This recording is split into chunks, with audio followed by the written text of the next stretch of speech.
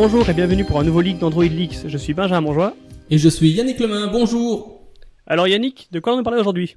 Eh bien aujourd'hui nous avons un invité et nous allons lui parler de ce qu'il fait dans la vie et tout ça. Alors bonjour invité, peux-tu te présenter ? Bonjour Android Leaks, moi c'est Eyal Lezmi et je travaille sur Genymotion, l'émulateur Android. Ah ben c'est chouette, bonjour Eyal, bienvenue. Merci, et merci de m'inviter, c'est vraiment cool. Alors du coup, tu l'as peut-être déjà entendu, nous on aime bien commencer par poser des questions sur notre invité, savoir un peu qui il est, ce qu'il fait. Donc là tu as dit, tu t'appelles Eyal et tu travailles chez Genymotion. Est-ce que tu veux peut-être nous dire quel est ton background en Android et d'où tu viens ? D'accord, alors d'où je viens, j'habite à Paris, hein. Ça fait plusieurs années que j'y vis. Ça va, tu le vis bien ? Ah, c'est écoute, bizarrement, particulièrement bien, mais je pense que c'est sûrement une de mes tares, pour être honnête. D'accord. Non, c'est une super jolie ville. Il y a plein de trucs à faire. Mais bon, bref, passons. C'est pas le sujet. Oui, donc du coup, j'ai étudié à Paris et puis pendant mes études, j'ai commencé Android pendant mes études et j'ai eu la chance de pouvoir faire un stage. J'étais en 4e année d'école d'ingénieur et j'ai fait un stage chez SFR pour travailler sur un projet marrant. C'était une webcam motorisée qu'on pouvait contrôler avec son smartphone et surtout on pouvait visionner avec son smartphone ce que vous voyez à la caméra. Et donc j'ai fait l'application Android, ou du moins toutes les bêtas de cette application, de ce projet-là chez SFR. Donc ça c'était ma première expérience. L'année d'après j'ai eu un nouveau stage sur Android et déjà j'ai commencé à arrêter vraiment faire purement de l'application sur Android. Où on m'a demandé chez Bouygues Télécom, dans un service un peu R&D, innovation, tout ça, de créer une set-top box sous Android à l'époque où Google TV n'existait même pas. C'était très très marrant. D'ailleurs, la Google TV avait été annoncée pendant mon stage. Et j'avais fait une partie de l'intégration et pour le coup pas mal d'applications finalement sur comment transformer l'OS Android en télévision, quoi. Voilà. Après, qu'est-ce que j'ai fait ? Je suis devenu pro, j'ai fait quelques petits projets Android en SS2I. Je suis retourné chez SFR, bosser sur toujours un peu le même projet quelques années après. Puis sur Android, j'ai fait un autre taf aussi qui a rien à voir directement avec le développement. Tu veux pas directement devant un IDE toute la journée. J'ai fait ingénieur avant-vente chez Samsung Electronics France. Et ça c'était c'était ultra intéressant parce qu'en fait ça fait passer du côté dev, donc c'était finalement mon vrai métier, quoi. C'est ça que je sais vraiment bien faire, parce que vous imaginez bien qu'avant vente c'est il a fallu un temps d'adaptation quand même. Et sans doute. Et voilà, et donc là c'était très très cool parce que de développeurs qui utilisent la plateforme, on passe de l'autre côté chez un constructeur où là on parle de produits, on parle de cas d'usage, en plus avec des gens les clients de Samsung France, c'est le CAC 40 en vrai, parce que j'étais dans l'antenne B2B. Et donc c'est super super intéressant, on apprend plein de choses, humainement parlant et techniquement parlant aussi en vrai. Et voilà, pour aider un peu à intégrer Android dans l'univers de l'entreprise. Et ça, j'ai vraiment appris énormément là-dessus. Ah, ça doit être super intéressant. Et c'est pas un peu chaud chez Samsung ? J'ai une petite expérience chez Samsung aussi qui était un petit peu, spéciale. T'as pas eu c'était pas trop stressant ou pas trop Alors, moi je peux témoigner écrasant ? Je peux témoigner que de Samsung France. Et franchement, l'ambiance était vraiment bonne, quoi. Alors c'est une antenne commerciale, donc t'imagines bien que t'es pas entouré de geeks. Et d'ailleurs, j'étais à peu près l'un des seuls ingénieurs, du moins développeurs Android de toute la tour, qui est pas très grande, hein, c'était quelques centaines d'employés à l'époque, entre 300 500 je crois. Et l'ambiance était vraiment cool, malgré le fait qu'on soit entouré de commerciaux, ce qui est quand même assez surprenant. Mais voilà, avec finalement des produits plutôt porteurs sur leur marché, etc. Le travail était quand même relativement facile aussi. Où pas mal de gens qu'on avait en face de nous étaient beaucoup plus facilement faciles à convaincre que sur d'autres produits, quoi. D'accord. Voilà. Puis, après ça, je suis retourné au développement et là encore, j'ai refait une set-top box pour une chaîne d'hôtel qui s'appelle Nomad, une set-top box sous Android. Projet super intéressant, parce que là encore il y avait des applications à faire, mais il y avait aussi pas mal de modifs à faire dans l'OS. Ils avaient des cas d'usage marrants avec une tablette qui devait contrôler les sensors, par exemple, de la set-top box à l'intérieur, donc jouer avec ce genre de choses. Ah ouais. Ouais, très très stimulant. En plus, le truc qui était très cool, c'est qu'on a même dû carrément choisir le hard qui faisait tourner la set-top box. Donc vraiment un projet de A à Z en termes d'ingénierie, c'était magnifique, quoi. Avec des vraies contraintes d'infra. Ah ouais, c'est du pouce. Ça explique. On a vu aussi que t'étais Google Developer Expert. Oui. Et je suppose que c'est grâce à ça que t'as un peu gagné tes galons en faisant toute cette top box live, en tout cas avec toute cette expérience, j'y arriverai. Cette expérience que t'as eu dans les télécoms. Ouais, alors je t'avoue, je sais pas. Alors, j'ai eu la chance qu'on me propose d'être GDE, juste à mon entrée chez Samsung en fait. Donc c'était même avant d'avoir été chez Samsung. Enfin, c'était une semaine, je crois, après être rentré chez Samsung. Donc, mais je pense que ce qui a aidé, c'est d'une que je faisais partie des gens pas mal actifs sur la communauté parisienne.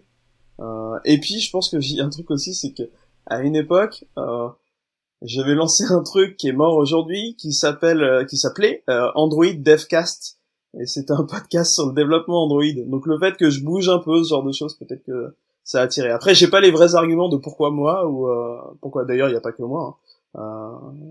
Mais ouais, je pense que c'est plutôt dû à ça. D'accord, mais c'est cool. De toute façon, on sait que si c'est le cas, c'est que tu as des vraies compétences derrière. En général, ils font pas ça pour rire. Oui, croisons les doigts. Ils donnent pas ça à n'importe qui. Mais du coup, du coup, je vais juste revenir sur le fait que t'as fait un podcast sur le développement Android, dis donc. Ça, c'est incroyable. Il y a personne qui fait ça pourtant. Ouais, ça a pas d'avenir ce truc. Ouais. Non, ça a aucun avenir. C'est vraiment, oui, pour les grands tarés, ce genre de choses. Je confirme. Vas-y, donc effectivement, donc t'as fait un podcast, alors dis-nous tout. Oui, alors le truc c'est que à l'époque j'étais beaucoup et encore maintenant d'ailleurs dans une asso qui s'appelle le Paris Android User Group et on faisait des conférences etc. et j'ai toujours aimé énormément écouter les podcasts et je me suis dit ce serait cool qu'on lance un podcast sur Android parce qu'il y en a pas en français en tout cas. Du coup on s'est lancé avec quelques marrant, mecs, on a eu la même réflexion et donc. Les grands esprits se rencontrent, n'est-ce pas? C'est ça, tout à fait. Oui, et voilà, donc on a lancé ça avec une équipe quand même, je me souviens, il y avait du Paris Android User Group, il y avait Romain, Turan, Olivier, d'autres qui étaient là et à contribuer, donc on a organisé des événements, on faisait des interviews comme vous, on avait eu Romain Guy, Nicolas Roard, Didier Girard en parrain qui avait fait le tout premier. Didier Girard, un mec passionnant. Et même un jeune qui s'appelle Guillaume Lesniak, que vous connaissez peut-être pas, qui était l'un des contributeurs au projet CyanogenMod. Pour qu'il nous parle un peu justement de CyanogenMod. C'est lui qui avait développé après Focal, il me semble. Je sais pas si vous vous souvenez, l'application. Ah oui, ça me dit quelque chose, ouais. Voilà, donc Guillaume qui avait été très intéressant à interviewer. Mais bon, et puis après on est parti un peu d'un constat que bon, après ces quatre émissions qu'on avait fait, on n'était pas bon et surtout on n'avait pas le temps de le faire bien. Donc le projet est un petit peu mort comme ça. Voilà, et puis bien heureux que vous ayez repris le flambeau du podcast francophone sur Android pour les développeurs. Je te rassure, on est toujours pas bon. Donc on continue sans le lancer visiblement. Donc mais en plus c'est très intéressant que t'es très modeste en fait, tu lances beaucoup de trucs que tu fais et t'en parles très peu. Et du coup, je vais te relancer sur le POG, le Paris Android User Group. Est-ce que tu veux peut-être en parler un peu plus pour les gens qui connaîtraient pas, bien que c'est quand même assez gros, je pense. Ouais, alors le Paris Android User Group, c'est une association loi 1901 pour les Français, enfin les non-Français qui nous écoutent, c'est une association à but non lucratif. On organise vraiment la principale activité de cette association. Bon, le principal objectif, c'est de faire en sorte que la communauté des devs Android sur Paris et un peu la région se rencontre et passe des bons moments. Et puis la raison qu'on a, c'est rapporter du contenu technique. Donc on a des speakers à peu près tous les mois ou tous les mois et demi. On organise un meet-up le soir, donc avec 1, 2, 3, 4 conférences, ça dépend de leur longueur, sur des thèmes qu'on essaye un peu un peu regroupés en général. Donc on a de la chance parce que on a une belle communauté à Paris. Du coup on a plein de gens qui viennent assister, et puis on a aussi de très bons speakers avec de très bons sujets, et vraiment là-dessus on est extrêmement chanceux à Paris à ce niveau-là. Et voilà. Et puis après, forcément, puisque l'idée c'est aussi de passer des bons moments, donc les confs c'est cool, mais parfois on est fatigué. Du coup, on a des pizzas et des boissons, donc des bières, des petites softs et tout, histoire de passer un bon moment. Mais cette fois-ci, en ripaillant joyeusement. C'est super chouette. D'ailleurs, si jamais vous avez trop de speakers et qu'ils ont envie de venir jusqu'à Bruxelles, nous aussi on fait des organisations de ce genre. Alors faut pas on hésiter, a des faut bières, partager. on a des frites, on a du chocolat, on a tout ce qui peut plaire. Hein. Donc il y a aucun problème, tu peux nous l'envoyer. Eh ben écoute, avec plaisir. Faudra qu'on voit comment on s'organise, mais nous on est prêt à communiquer à tous nos Mais speakers. communiquons. Super. Alors aussi, il me semble que dernièrement vous avez justement reçu Nicolas Roard qui est venu parler de Constraint Layout. Notamment la vidéo est sur YouTube, il me semble. Et alors aussi, est-ce que tu peux peut-être dire aux gens comment vous trouvez? Est-ce que vous êtes sur Meetup? Est-ce que vous avez un site ou quelque chose pour les gens qui vous connaîtraient pas, qui auraient envie de vous rejoindre? Ouais, bien sûr. Alors, qu'est-ce que je peux proposer? Je vais proposer deux choses. La première, une chose qui va vous permettre de faire deux choses. Le truc le plus simple, parce que l'URL est facile à connaître, c'est le site web du POG. Donc c'est, POG pour Paris Android User Group, hein. C'est paug.fr. Et vous avez en haut un bouton qui vous permet carrément, pour tous ceux qui veulent être speakers, on a un CFP permanent donc vous cliquez dessus, vous avez un formulaire pour proposer votre talk, et donc ça marche très très bien. Et normalement, pendant que je vous dis ça, je switch sur la page pour voir si c'est bien là. Normalement, je vois pas. Bon, on est sur meetup.com en fait. Sinon, si vous voulez être au courant de tous les événements, recevoir des mails et tout quand on a l'événement, et surtout si vous voulez vous y inscrire, c'est sur meetup.com. Vous tapez Paris Android, vous allez nous trouver. Et voilà. Ok. Et alors aussi, du coup, petite question, pourquoi ne pas avoir fait un GDG du coup? Pourquoi faire votre association un peu sur le côté, enfin pas sur le côté, mais disons différente? Mais on est des GDG. On fait partie des GDG. Ah, c'est des GDG alors. Ok. Ouais, en fait, on a rejoint. C'est un regroupement peut-être? En fait, on a rejoint le programme GDG lorsqu'il a été créé, sauf qu'on voulait pas perdre notre nom. Donc aujourd'hui, pour Google, officiellement, on s'appelle GDG Paris Android, sachant qu'il y a le GDG Paris, qui est une super assoce aussi sur Paris, qui fait un peu ça sur toutes les technos Google. Nous, on voulait rester parce qu'on est une team, qu'on est une communauté un peu particulière, les devs Android, il faut l'admettre. Oui, c'est vrai. Particulière. Voilà. Et donc, non, mais du coup, on se connaît bien avec le GDG Paris, on s'entend vraiment super bien. D'ailleurs, régulièrement, on co-organise des trucs ensemble. Et donc on nous a proposé carrément juste de rejoindre les GDG quand vous savez, avant il y avait un truc qui s'appelait les JTUG, je sais pas si ça vous dit quelque chose, et qu'ils ont renommé tout ça en GDG, et nous on a fait partie de ces associations qui, malgré le fait qu'on ait déjà été en contact depuis longtemps avec Google, et plus ou moins dans le même réseau, on a rejoint ce programme là. Par contre, on a conservé notre nom parce que le POG, c'est un truc, en tout cas dans notre communauté, auquel on tient, quoi.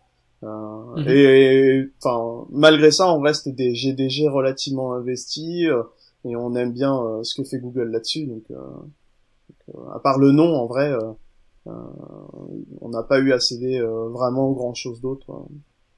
D'accord. C'est parce que on connaît bien, on est aussi des organisateurs de GDG dans le coin, donc. Et alors aussi, du coup, pour conclure un petit peu toutes les activités dont tu ne parles pas, parce que je ne sais pas, tu organises avec le POG justement le Android Makers, donc on en a déjà parlé, et tu es un des organisateurs, donc en fait tu n'arrêtes pas visiblement. Et donc on aura l'occasion d'en parler un peu plus pendant notre épisode live qu'on aura à l'Android Makers, mais peut-être est-ce que tu as envie de passer un message aux auditeurs donc par rapport à cet événement? Achetez des billets. En plus, ils sont pas chers. C'est une très très bonne idée d'ailleurs. J'encourage très fort parce qu'il va y avoir des gens qui parlent qui sont super intéressants. Ouais, le line-up, et pour tout vous dire, on a encore des surprises dans le line-up. Il y a encore des trucs qui se négocient sur les speakers, donc on est plutôt très très content cette année. Tu peux donner un petit nom, genre une petite carotte à mettre au bout d'un bâton. J'ai tellement envie. mais je peux pas tu vous peux dire. Non. Ouais, mais j'ai vraiment envie, hein. Mais je peux pas. Là, du moins. Bon, alors déjà, on peut dire qu'il y aura Android Leaks en live. Je crois qu'on peut le dire. Et ça, Et c'est ça, du, ça va juste cartonner. ça c'est du lourd. Ouais. Ça c'est du très lourd. Et on est super heureux que vous veniez, ouais, vraiment. Mais Mais c'est du lourd dans le sens les blagues, hein, parce que là on fait que des blagues super lourdes, quoi. Ouais, Donc ça va être très lourd. ça va être méga lourd, quoi. Ça va être très très très lourd. En plus, on est belge. Alors, je sais pas si tu te rends compte, mais ça fait beaucoup. Enfin bon, ça, on va pas tout dévoiler non plus, hein, parce que sinon... Ça va, il habite à Paris, ça équivaut un peu, quoi. Tu vois, ça, ouais, chacun ses tâches. on est sûrement aussi Bon. lourd que vous. Ok, on va se faire un lourd off. Ça se dit pas, hein, ça. C'est un combat de lourd. Ouais, une Enfin, bataille voilà. de lourd. Ok. Ok, donc, Android Makers, le 10 et 11, non, le 11 et 12 avril. Non, 10, Non, 10 et ouais, 11. 10 et 11 avril. Ouais. Oh, j'avais juste la première fois. Non, le 10 et 11 avril à Paris. C'est un lundi, un mardi. Venez nombreux, achetez des tickets. Ça va être top. Ouais, et juste J'en suis sûr. si je peux rajouter un petit truc en fait, parce que c'est vrai que pour l'instant on a fait assez peu la pub, et je pense que ça mérite d'être assez mis en avant. On a cette année un truc, Android Makers, et donc ce qu'on veut c'est ramener un peu les développeurs Android, donc vers une conf vraiment de software craftsman comme on aime bien, avec toutes les DroidCon et les Android Roboto, toutes les autres 360 machin dans le monde. Donc on est vraiment dans ce truc là, mais ce qu'on a essayé de ramener aussi cette année, et ce qu'on veut essayer, d'ailleurs on n'a pas fini, c'est des makers. Donc en gros, si j'ai une annonce à faire passer là, c'est si autour de vous, vous avez des gens qui sont des associations, des entreprises, des mecs qui font ça le dimanche, avec des projets intéressants à montrer sur des petits stands, de manière gratuite, pour le coup. Lors de cette conf, on a dans notre CFP, donc c'est cfp.androidmakers.fr, un type de proposition qui s'appelle Makers. Et en gros, vous avez un truc qui est à peu près lié à Android. Donc ce qu'on veut en fait, c'est juste des jolis stands avec des jolis projets à montrer. Donc voilà. Et si vous vous sentez concerné par ce truc-là et que vous avez envie un peu de vous montrer votre travail et de venir à Paris, c'est des stands qui vont durer soit une demi-journée, soit une journée entière. Enfin, tout est expliqué sur le site. Allez-y, inscrivez-vous là-dessus. On sera heureux de vous accueillir si ça rentre bien dans ce qu'on attend. Mais si vous avez un super esprit, allez-y parce qu'on attend que ça, et vraiment on veut le faire gratuitement parce qu'on pense que ça contribuera énormément à l'esprit de l'événement. Voilà. La vraie annonce. Le message est passé. Ouais, c'est ça. La vraie annonce c'était plus ça. Après oui, achetez quand même des tickets pour vos copains, ce serait bien. Mais Non, mais il faut que les gens viennent, hein. Il faut que ça marche, quoi. Il faut que ça vive. Ah, puis, Donc- je le répète, mais c'était vraiment pas cher. Donc, quand tu prends des trucs comme la DroidCon, London, etc., qui est du même niveau, c'est quand même beaucoup plus cher. Déjà, je pense que c'est 400 pounds le ticket. Ici, c'est 80, il me semble, à 80 euros. Eyal, tu me dis. je crois que c'est passé à 120 Ouais. là, pour les retardataires. Désolé, Voilà, monsieur. mais ça reste toujours très très abordable, quoi, surtout pour 2 jours de conf. Donc, voilà, n'hésitez pas. Les événements de ce genre-là, c'est toujours intéressant d'y aller, quoi. Absolument. Puis c'est la communauté, c'est le partage, et puis aussi c'est beaucoup de réseaux, et ça c'est chouette. Rencontrer des gens comme nous, comme vous, ça n'a pas de prix, moi je trouve. Sincèrement, c'est quelque chose. C'est pour ça que je vais à des confs, c'est pour ça que je vais à des conférences, que j'organise des conférences, que je vais voir des gens qui ont envie de parler. C'est parce que j'apprends des trucs, c'est parce que je rencontre des gens qui ont le même genre de passion que moi, et c'est la meilleure façon de rencontrer justement ce genre de personnes. Et je sais que souvent ces personnes-là sont un peu calfeutrées dans une grotte quelque part, et c'est le moment où ils sortent tous. Donc il faut en profiter, il faut les attraper, un peu comme les Pokémon, mais mieux. C'est ça, hein, non? Je te laissais une seconde de blanc là. Je pense Oui, que c'était mérité. c'est gentil. Bon, Et ça vient de moi, hein, c'est le pire, c'est le pro des blagues pourries. sur ces bonnes paroles. Sur ces bonnes paroles, on va peut-être continuer. Du coup, merci Eyal pour cette explication de ton parcours juché de plein de trucs. Mais du coup, on va continuer sur ce que tu fais pour l'instant. Donc, tu es chez Jenny Mobile, la société derrière Jenny Motion. Est-ce que tu peux peut-être dire un peu plus, quel est ton rôle là-bas, ce que tu fais là-bas, quoi? Qu'est-ce que c'est déjà Jenny Mobile? Qu'est-ce qu'ils font? Ouais, bien sûr. Donc aujourd'hui, Génie Mobile, c'est une société, une start-up, on peut dire, hein, avec un peu moins de 60 employés. Et à la base, c'était une société de service. Maintenant, on est une société qui fait l'essentiel de notre activité, c'est les produits, et c'est les produits qu'on développe. Et je vois que tu as une jolie Jenny Girl. Désolé pour ceux qui n'ont pas l'image. Et donc voilà, donc parmi nos produits il y a Genymotion et toutes un peu les variations de Genymotion, parce qu'aujourd'hui c'est pas qu'un seul produit Genymotion. Et enfin si, c'est qu'un seul produit, mais c'est plusieurs manières de l'utiliser. Et puis d'autres trucs aussi qu'on fait. Et en gros, si je peux essayer de donner, alors je suis pas le patron. Ah oui, un petit disclaimer. Je parle pour moi dans tout cet épisode. Voyez pas la stratégie de la boîte ou ce genre de choses dans ce que je vais vous dire. Hein, c'est sûrement plein de bullshit. Mais voilà. Et oui, donc. En plus, il a déjà payé à ma Rolex, donc c'est bon. Maintenant, ils ont payé pour qu'on soit là, pour être là. Donc maintenant que ma Rolex est payée, c'est bon. Et voilà. Et donc en gros, comment se place un peu Génie Mobile au niveau de ses produits? On a un peu une boîte qui essaye d'aider tous les professionnels qui bossent avec Android. Voilà. Donc que ce soit au niveau de comment on intègre plusieurs milliers de devices dans une flotte de téléphones mobiles, comment on les set up, comment on peut faire du kiosque aussi. Avec une solution qui est dédiée. Et puis Genymotion, c'est comment on aide un peu les développeurs à mieux développer, accélérer un peu leur cycle de développement, les rendre un peu plus sains, ce genre de choses. Voilà, avec nos outils. C'est un peu ça Génie Mobile aujourd'hui. Ok, et du coup, est-ce que tu peux dire comment est-ce qu'est née cette idée de Genymotion en fait? Quel était le besoin auquel vous avez essayé de répondre? Alors, j'ai le droit de vous raconter la légende. La légende veut que on était une société de service et qu'on a un client qui nous avait demandé de faire mettre Android dans un énorme écran gigantesque, tactile, pour les mettre dans la rue. Et ils nous ont dit bon voilà, donc on travaillait sur ce truc-là, comment le monitorer à distance, etc. On a fait pas mal de choses là-dessus au niveau OS. Hein. Et puis ils nous ont dit ouais mais ce serait cool, mais nous on veut qu'il y ait des gens qui publient des applications dessus, sauf que il y a pas d'émulateur correctement utilisable pour ce modèle-là de device. Est-ce que vous pouvez faire quelque chose? Et donc on a travaillé, enfin je dis je n'étais pas dans cette équipe à l'époque. Ils ont travaillé à faire tourner Android dans VBox. Voilà donc VirtualBox hein, pour oui pardon ceux qui connaissent dans pas. VirtualBox. Moi à l'époque j'étais chez SFR et on m'a envoyé cette OVA à importer dans VirtualBox, etc. Et moi qui avais l'habitude de voir l'émulateur de Google qui tournait sous QEMU, qui était un petit peu lent, parce que naturellement ça ne peut être que lent ce genre d'archi. J'ai été totalement bluffé par le POC, parce que c'était qu'un POC à l'époque. Et c'est comme ça que ça a démarré. Et donc de cette idée, je pense, n'étant pas dans les locaux, donc je peux que présumer, qu'on a vu l'intérêt de continuer un peu ça en mode R&D, en mode investissement pour peut-être en faire une solution. Et le projet a démarré en tant que projet open source. Et il a eu plusieurs noms, je pourrais vous raconter l'histoire si vous voulez, pour jusqu'à devenir Genymotion tel que vous le connaissez aujourd'hui, quoi. Ok, cool. Alors je vais faire une référence qui a tombé à plat, mais je le dis déjà d'avance. Il n'y a pas de dragon? Ça veut dire que ça tombera à plat. Je suis désolé, j'ai pas compris. C'était Nullbuck, mais ouais, je me suis Ah, mais ouais.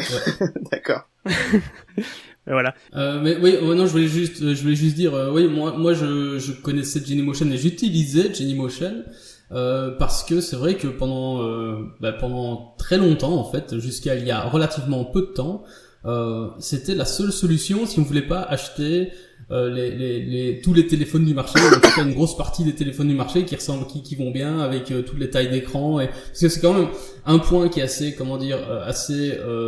problématique entre guillemets dans le développement Android, c'est qu'en effet il y a énormément de choix de devices, et du coup quand tu fais du développement tu dois pouvoir gérer tout ce choix, et tu dois pouvoir tester des trucs sur tout ce choix, et c'est pas facile d'avoir une armada de téléphones qui ont toutes les tailles et toutes les compétences et toutes les caractéristiques, etc., etc. Donc à l'époque, l'émulateur officiel d'Android, c'était une catastrophe avec un K majuscule, et donc Genymotion à la rescousse, et ça marchait vraiment vraiment bien. À côté, c'était absolument nickel. Et puis la nouvelle version de l'émulateur est arrivée. Et là, je t'avoue que pour moi, c'est beaucoup plus simple d'utiliser cette version-là. Et donc, moi, je me posais la question, parce que je sais que je suis pas le seul dans le cas, et je me posais la question, comment est-ce que ça a été vécu côté Genymotion, justement côté Genymobile, je vais dire, l'arrivée de cette nouvelle version de l'émulateur. Alors, je peux vous raconter mon histoire personnelle encore, parce que ce serait, je vais pas parler au nom de la boîte. D'une, je suis pas habilité. De deux, j'ai pas envie d'être habilité à ce genre de choses. Par contre, je peux vous raconter un peu ma réaction, comment j'ai senti. D'autant qu'en plus, j'ai eu la chance d'être à l'Android Dev Summit. Donc pendant l'annonce, j'étais dans les locaux, vous savez, à Mountain View, ils avaient organisé ça.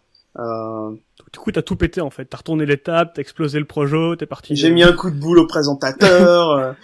Ouais, bah oui, forcément. Non, pas du tout. D'autant que franchement, alors. Depuis, tu l'appelles Sundar, même plus Monsieur Pichai. Non, mais si, par contre, si, justement, déjà pour introduire un peu, la rivalité, et je vais l'appeler comme ça, entre l'émulateur de Google et puis le nôtre, je tiens juste à dire que jusqu'à maintenant, l'équipe Android et notamment Xavier Ducrouet, qui lui est le gars qui dirige l'équipe SDK, a toujours été extrêmement bienveillant avec Genymotion, avec les développeurs de Genymotion de manière personnelle, et vraiment ce sont des gens très bien qui sont derrière l'émulateur de Google, et moi j'ai vraiment adoré toutes les discussions que j'ai pu avoir avec eux, et les collaborations, non-collaborations qu'on a eues jusqu'à présent ensemble. Vraiment, voilà, si j'ai un truc à dire là-dessus, et là encore, hein, je le répète, c'est message perso. Après, au niveau de la réaction, bah personnellement, au début, je me suis dit, ah ouais, va falloir qu'on ait un petit peu peur parce que les gars, ils reviennent dans le game. Et voilà. Et puis ensuite, en prenant un peu de recul, moi aujourd'hui, je trouve que c'est génial. C'est génial parce que c'est une chance inouïe pour nous, en tant qu'équipe de développement, en tant qu'équipe produit, tout ça, d'avoir un compétiteur qui est Google. C'est ultra stimulant, et aujourd'hui je pense que ça nous met un bon gros coup de pied aux fesses pour essayer de faire le mieux qu'on peut pour continuer à montrer que Genymotion ça a de la vraie valeur. Et ça passe par encore des nouvelles features, encore des trucs plus faciles pour nos utilisateurs, plus faciles que ce que peut proposer Android Studio.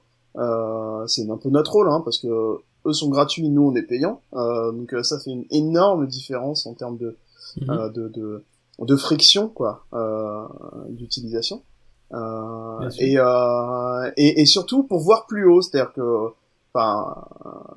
moi ce que j'aimerais bien, c'est que Genymotion un jour ce soit bien autre chose que juste un émulateur. Et aujourd'hui ça commence déjà à l'être, on en parlera peut-être un peu après, mais voilà. Donc première réaction, on a eu peur. Ensuite, moi je trouve ça super stimulant, et on a intérêt à continuer de se bouger le cul si on veut pas être enterré. C'est évident au vu de ce contexte-là.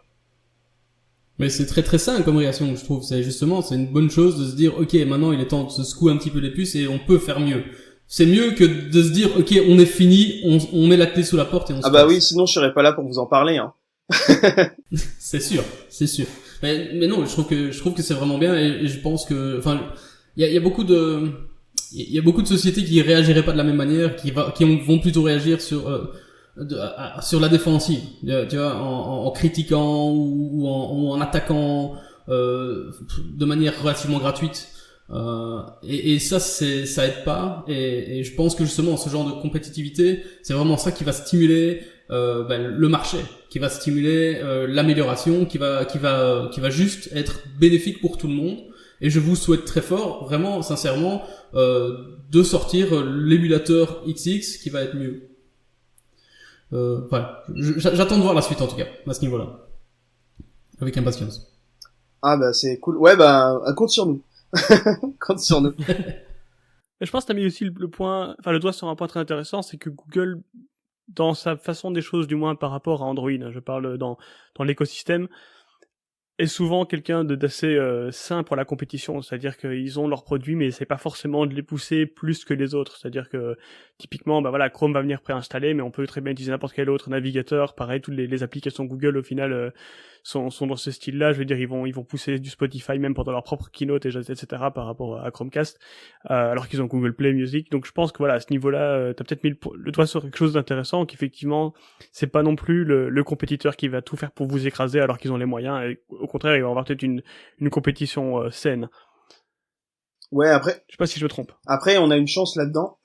Pardon. On a une chance là-dedans, c'est qu'aujourd'hui, tu vois, si tu parles juste d'un émulateur pour faire en sorte que les devs puissent travailler, ça reste un scope extrêmement restreint en vrai, en termes de nombre d'utilisateurs, en termes de marché, en termes même de cas d'usage, même s'il y a déjà pas mal de choses à faire là-dessus. Hein.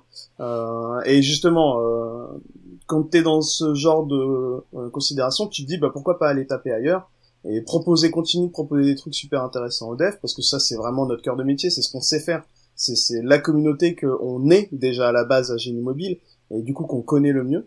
Donc c'est les utilisateurs qu'on saura le mieux servir.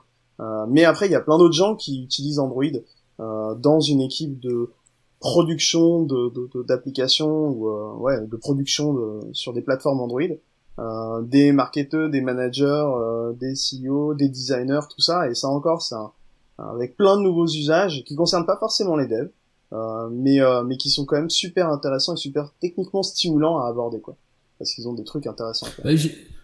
Juste pour la petite histoire, ma petite histoire personnelle sur ma petite expérience Android, j'ai utilisé Genymotion pour faire dans le cadre de démo Scrum, dans le cadre d'avant-vente, on va dire, donc pour un peu montrer des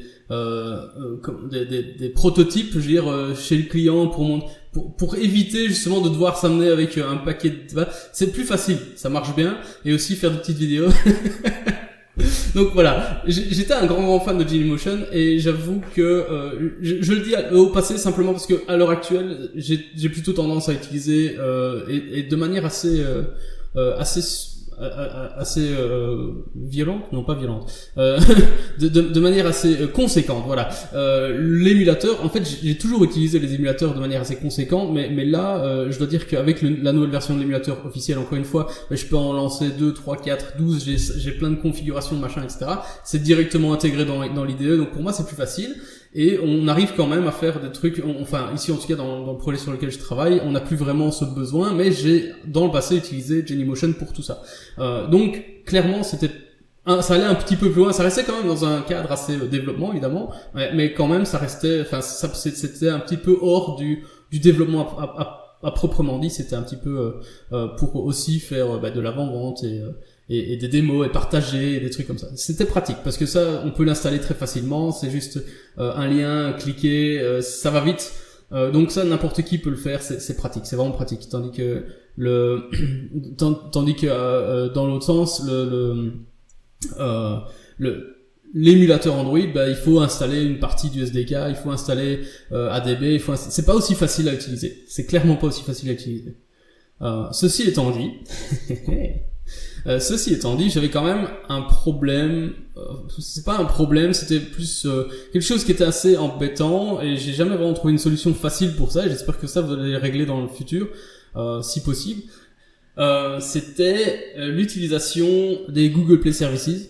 Donc si on a une app avec les Google Play Services, c'était pas toujours très gai à mettre en place sur un émulateur Genymotion. Alors, tu veux que je réponde à ça? Je sais qu'il y a des problèmes contractuels et des problèmes légaux, des trucs comme ça, c'est ça, en gros. Clairement, si on pouvait les intégrer dans Genymotion, on le ferait. Vous l'auriez fait depuis aujourd'hui, je saurais pas dire si c'est légal ou quoi, mais aujourd'hui, on le fait pas parce qu'on peut pas. Par contre, on travaille dessus. Et j'espère que dans les mois à venir, vous aurez tous une belle surprise. Mais voilà. C'est mon espérance, je n'en sais rien, voilà, je veux rien promettre. Et c'est par contre c'est pas du vent ce que je vous dis, mais voilà, j'espère que dans les quelques prochaines releases de Genymotion, vous aurez une très jolie surprise à ce sujet. Voilà. Super. Bon, on espère aussi. Enfin, donc moi j'ai racheté une licence de Genymotion dernièrement. Parce que effectivement je voulais un peu tester, parce que voilà, comme Yannick, en fait, le truc, c'est que j'étais, donc, dans mon ancienne boîte, en fait, j'avais poussé l'utilisation de Genymotion, donc on avait acheté plein de licences, voilà, parce que, pour les développeurs, et tout le monde n'utilisait que ça, et effectivement, un peu comme Yannick, depuis qu'il y avait le nouvel émulateur, je trouvais l'avantage un peu plus réduit, en fait, comparé à l'émulateur gratuit de Google. Ah, c'est certain. Oui. C'est certain que ces 2 dernières années, enfin, l'usage de l'émulateur qui est fourni avec Android Studio et Feu et ADT d'Eclipse n'a strictement rien à voir. Ils ont, je pense, enfin commencé à travailler là-dessus. Mais voilà. Bon, après, nous, on a d'autres arguments, d'autres cas d'usage, parce que ça, on est quand même là depuis plus longtemps. Donc, en termes de features, je pense qu'on couvre beaucoup plus de choses. Mais sur les premiers usages de juste afficher et d'avoir une connexion ADB sur un device, si l'usage est uniquement ça, forcément, Genymotion va avoir du mal à montrer sa plus-value. Parce qu'en vrai, au niveau performance, aujourd'hui, ils ont repris un peu, je pense, le modèle que nous, on avait choisi, c'est-à-dire compiler Android en x86 et le faire tourner dans une machine virtuelle, ce qui était pas précisément le cas précédemment. Mais je veux dire, ça fait pas super longtemps que en fait, chez Google, ils mettent vraiment l'accent sur les outils. Ça fait depuis qu'ils ont annoncé Android Studio, on sait qu'ils travaillent sur les outils en général, mais au départ, ils travaillent surtout sur le système pour que tout ça fonctionne bien, sur l'écosystème, sur tout ce qui allait autour. Et puis finalement, le dev, c'était un peu, c'était Eclipse avec ADT. C'était pas la fête. C'était pas vraiment la fête de jouer avec ça. Mais voilà, ils ont enfin en tout cas, c'est mon impression. Ils ont enfin mis en place tout ce qu'il fallait, les grosses bases, ils ont mis les piquets de la tente, ils ont mis la toile, et ils ont bien tiré les cordons et les tendeurs pour que ça tienne bien. Et puis une fois qu'ils ont fait ça, avant de décorer l'intérieur, ils se sont dit ok, maintenant on va s'attaquer on va vraiment s'attaquer aux outils pour les développeurs. Et là ils ont vraiment tout lancé d'un coup, quoi. Ils ont lancé Android Studio, ils ont lancé Gradle avec, ils ont lancé une nouvelle version de l'émulateur et des nouvelles versions de plein de trucs. Donc ça a été un gros chamboulement, mais je crois que c'est récent, quoi, en fait, tout ça. Oui, je suis assez d'accord. Et tu vois, du coup, oh, pardon, vas-y.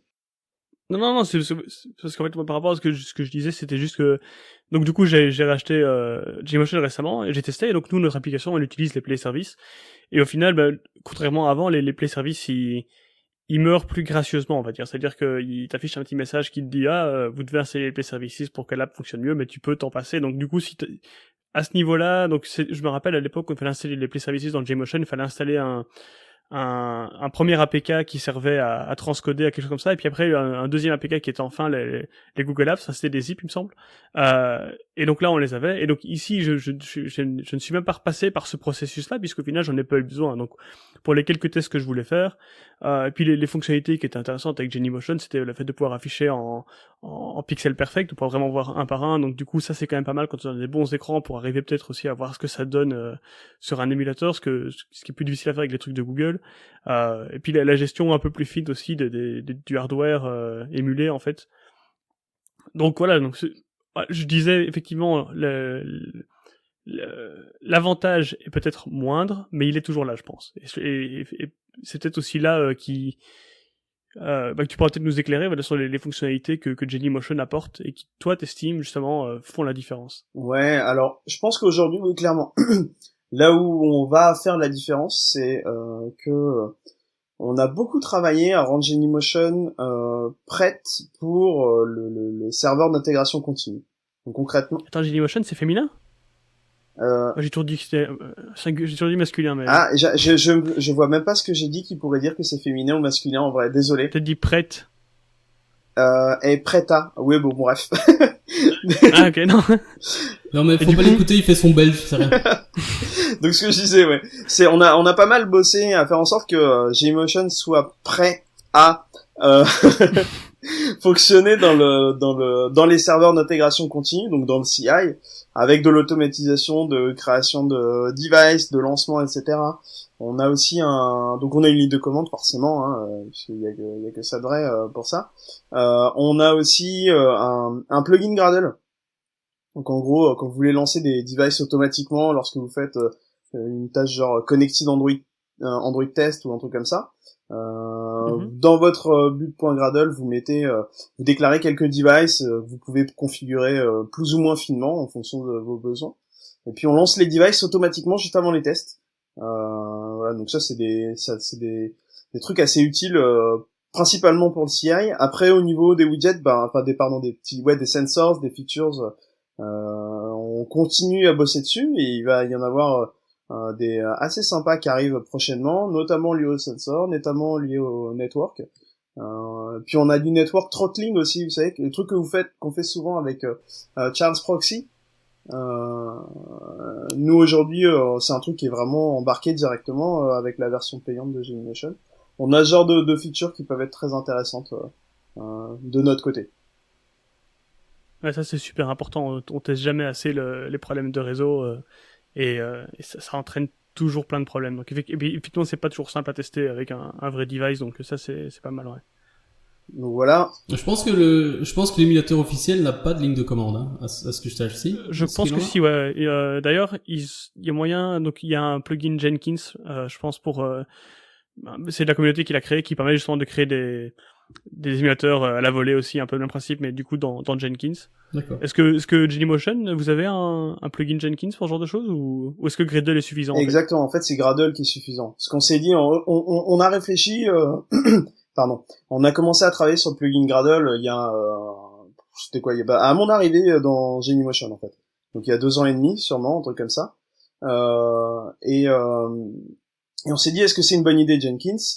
Et en regardant, ça faisait pas trop longtemps de mémoire que ils avaient switché sous Gradle comme build system, et on s'est dit non, en vrai ce qu'on veut c'est être interfacé avec le build system. Une fois qu'on est interfacé avec le build system du projet Android, ben dans le CI ça va marcher aussi, parce que la config se fera au niveau en fait c'est juste une sorte de flavor que vous allez lancer, c'est juste une sorte de cas d'utilisation de votre build system, les tests, et vous pouvez très bien le contrôler aussi depuis votre CI, parce que Gradle le permet. Il y a un système très intéressant dans Gradle qui s'appelle Gradle Properties, qui vous permet d'injecter dans vos build.gradle plein de chaînes de caractères, de ce que vous voulez. Après, vous en faites ce que vous voulez dans vos scripts Gradle, et vous pouvez le faire de plein de manières différentes, soit par la ligne de commande, soit par des variables d'environnement, plein. Attends, c'est quoi l'autre truc aussi? Je me souviens plus. Mais bon, bref, il y a plusieurs moyens. Ah si, les Gradle Properties aussi, les fichiers qui sont stockés Gradle Properties sur votre disque. Voilà, c'est trois moyens de pouvoir injecter des informations à l'intérieur de vos scripts en fonction de ce qui va faire runner. Donc même depuis Jenkins ou même depuis l'ensemble des CI, vous pouvez contrôler ce que vous avez, et du coup, vous pouvez aussi contrôler votre plugin Genymotion depuis l'intérieur, quoi. Enfin depuis l'extérieur, depuis votre CI. Donc c'est pour ça qu'on a fait le choix de Gradle, parce que pour nous ça couvre 100% des cas d'usage CI, le fait de l'avoir à cet endroit-là, quoi. Et puis ça offre une belle syntaxe, tout ça. Oui, ça paraît tout à fait logique. Enfin, ça paraît tout à fait logique en fait de se greffer directement sur le truc qui démarre les tâches au final. Donc c'est lui vraiment, et là, il s'en fout de savoir s'il tourne dans un Jenkins ou dans un Travis ou dans un quoi que ce soit. Pour autant que le CI lui parle Gradle. Exactement. Parce qu'au final vous lancez une tâche et voilà. Surtout qu'en plus, si c'est dans Gradle, c'est plus facile pour le développeur déjà d'avoir un meilleur contrôle sur ce qu'il envoie au CI, et aussi potentiellement de faire les tests sur sa machine avant pour être sûr qu'il a rien cassé ou ce genre de choses. C'est quand même beaucoup plus facile puisque du coup c'est la même ligne de commande et ça va lancer les mêmes tâches exactement. Donc effectivement c'est pas bête du tout. Je pense que c'est une bonne idée. Donc du coup il y a le CI, etc. Et puis dans le CI forcément ce qu'on run dans le CI c'est des tests instrumentés. Et du coup ce qu'on a créé aussi c'est une API. Attends, ce sont des tests, tu dis des tests, qu'est-ce que tu entends par... Je ne sais pas du tout ce que tu entends dire. C'est bien dommage. Donc on parle bien de tests d'instrumentation. Donc là ce sont des tests entre guillemets unitaires ou d'intégration, ça dépend à qui tu demandes, qui vont tourner sur des devices. Oui, c'est ça. Un test instrumenté, c'est je mime le comportement d'un utilisateur sur un device et je regarde si ma UI, si mon service, si n'importe quel composant de mon application qui tourne pour de vrai sur un vrai device, donc il y a une exécution forcément plus lente que des tests unitaires, se comporte est dans le bon état. Et donc du coup, en complément de ce truc-là pour manager et configurer des devices depuis votre build system, il y a un truc aussi, c'est qu'on a créé une API Java. Donc l'idée de cette API Java, c'est de pouvoir contrôler à l'intérieur de vos tests instrumentés l'état du device. Et un peu comme tous les widgets que vous avez, donc la géolocalisation, le niveau de batterie, le network throttling, les SMS qui arrivent, etc. Vous pouvez créer donc avec des API, avec des appels à des objets qu'il y a dans notre API Java, assez facile à utiliser, quoi. Vous pouvez dire voilà quel est l'état de ce système. Je veux qu'il soit à telle position géographique, je veux qu'il y ait un SMS qui arrive avec tel contenu, etc. Et votre application va réagir en live à ces événements-là qui viendront carrément du système. Donc c'est vraiment le device qui va se comporter et pas des trucs que vous aurez moqués ou stubbés en fonction de ce que vous voulez faire. Et voilà, il y a aussi donc ce travail-là que nous on essaye de mettre en avant pour montrer encore. Là encore, c'est si vous avez ce besoin-là, si vous avez besoin de pousser vos tests jusque-là, bah nous on offre l'outil pour. Ça c'est très très très fort et j'ai envie de dire que tout le monde devrait avoir ce besoin-là, sincèrement. Pour faire de la qualité, il faut tester un maximum et ce genre de choses, que ce soit comme Benjamin l'a dit tout à l'heure, que ce soit pour des mauvaises connexions internet, c'est pas facile à tester. Enfin, c'est pas facile à mettre en place une mauvaise connexion internet. Mais tester ce genre de edge case là, oui, c'est clairement un outil qui n'a pas de valeur. Ça n'a pas de prix, une chose pareille. Si, ça a un prix, $420 par an. Non, c'est pour rire. Oui, mais voilà. Non, mais enfin, en ce qui me concerne, je suis prêt et je parle en tant que moi personnellement, en tant qu'indépendant, en tant que freelance, je suis prêt à mettre ce genre à mettre ce genre d'investissement parce que j'estime que c'est clairement une valeur. C'est vraiment une valeur ajoutée, donc c'est pas juste de l'argent jeté par les fenêtres, c'est clairement quelque chose. J'ai l'impression d'être payé par Genymotion pour dire ça, mais pas du tout. Je le dis sincèrement, c'est le genre d'outil dont j'ai besoin, simplement parce que c'est le genre de test que je veux faire sur mes applications pour être sûr qu'elles fonctionnent bien. Mais malheureusement, c'est pas toujours facile de convaincre. Donc moi, en tant que personne tout seul qui fait mes propres apps, etc.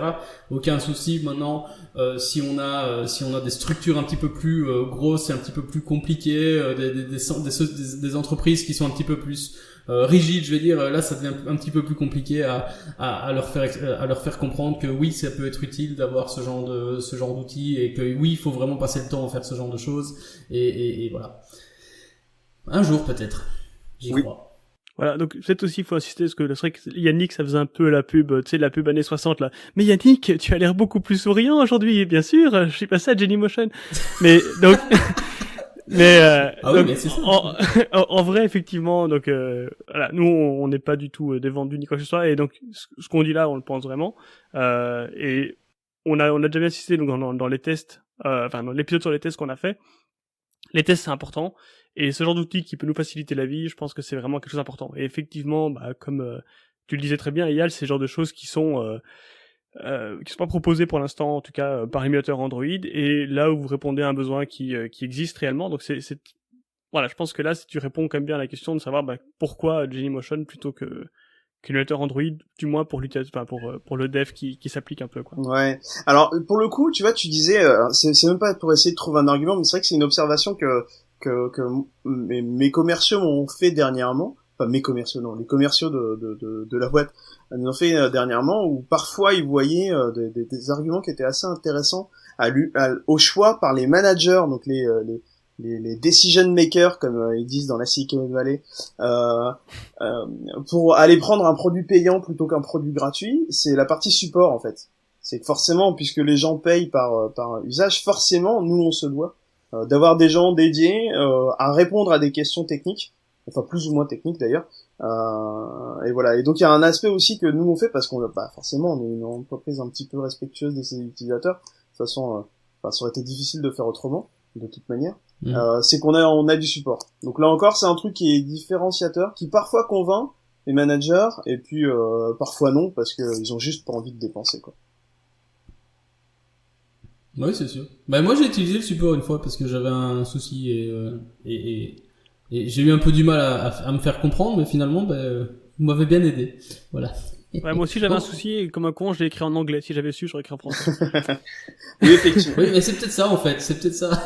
Moi aussi, j'ai tout parlé en anglais. Ouais, alors laissez-moi passer un message. Les deux gars du support travaillent à Lyon. Ils s'appellent Damien et Marcus et ils font un taf énorme. C'est Marcus qui m'a répondu. Voilà. Et donc oui, on a du support et puis en plus il est internalisé et en plus il bosse assez.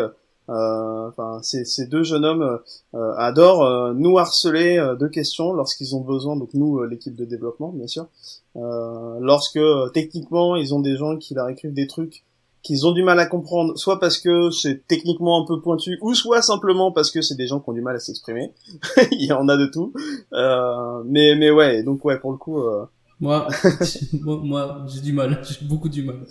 Mais ouais, non, il bosse bien, c'est assez cool. Mais je veux dire que moi, en tout cas, j'étais content du résultat. Au final, on a réussi à trouver la solution et voilà. Donc ça, c'est le genre de support que j'apprécie. C'est pas le genre de support qui te prend pour un con et j'aime bien ça. Donc voilà. C'est cool. Dis, je vais en profiter justement pour juste parce que tu viens de dire, on a parlé de Genymotion, on a parlé de plein de trucs, tout ça. T'as commencé à expliquer, non, t'as raconté un petit peu l'histoire et tout ça, mais on t'a jamais posé la question pour revenir sur toi. C'est quoi ton rôle chez Genimobile en fait? Tu fais quoi là-bas? À part boire du café, on veut dire. Hein. Alors, je bois pas de café. À part le café. Ah ouais, je bois. Ouais, non, je suis un être assez étrange, hein, mais on verra si on se voit en vrai un jour, peut-être que vous comprendrez un peu mieux. Mais non, je bois pas de café. A priori, on va se voir au mois d'avril. C'est ça. J'ai hâte. Ou alors il nous fait passer un message vachement subliminal et on va avoir une drôle de surprise. Non, et donc moi dans mon travail au quotidien, disons 80% de mon travail, c'est de travailler dans l'équipe de développement de Genymotion.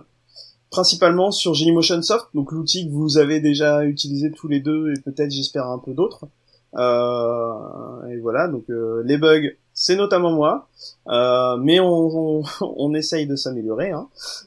Voilà, et sinon, bah forcément aussi sur les autres outils du genre le cloud, etc. Genymotion Cloud, parce que on est des teams où on est pas mal en interaction les uns avec les autres. Et puis j'ai un poste un peu particulier aussi, 20% du temps je passe à aider notamment l'équipe marketing à faire du developer relations, donc les relations développeurs, parce que nos utilisateurs sont des développeurs et que les gens du marketing savent très bien faire du marketing, savent très bien développer des cultures, ce genre de choses, des images. Par contre, parler aux développeurs, c'est pas naturellement leur compétence. Et donc forcément, très intelligemment, ils ont proposé à quelques personnes, des développeurs, de les aider. Donc c'est une partie de mon taf aussi. C'est comment est-ce qu'on communique aux développeurs avec plein de projets qui sortent, tous les stands qu'on fait sur les événements et les articles qu'on écrit, et voilà, le code qu'on open source, ce genre de choses, ils sont impliqués là-dedans, et les confs qu'on donne aussi, parce on donne beaucoup de confs à Genimobile. Voilà. Ok, et du coup, parce qu'en fait, le truc c'est qu'effectivement, tu vois, donc nous, on fait beaucoup de développement Android, et quand on réfléchit un petit peu à du développement de Genymotion, on voit pas trop bien donc comment le développement Android s'intègre là-dedans. Donc du coup, toi, peut-être est-ce que plus techniquement, quelles sont les technologies que tu utilises pour développer Genymotion, et qu'est-ce que tu fais peut-être un peu plus précis si Bien sûr, oui, y a pas de souci. Donc aujourd'hui, le soft que vous lancez lorsque vous appuyez sur Genymotion, c'est un soft qui n'est pas développé en Java. Ah Voilà. Mais en Kotlin. Ah. Non, c'est pas un truc qui tourne dans la JVM. D'ailleurs, vous avez pas besoin d'installer une JVM pour faire tourner Genymotion. C'est un truc développé en C++ avec le framework qui s'appelle Qt ou Qt.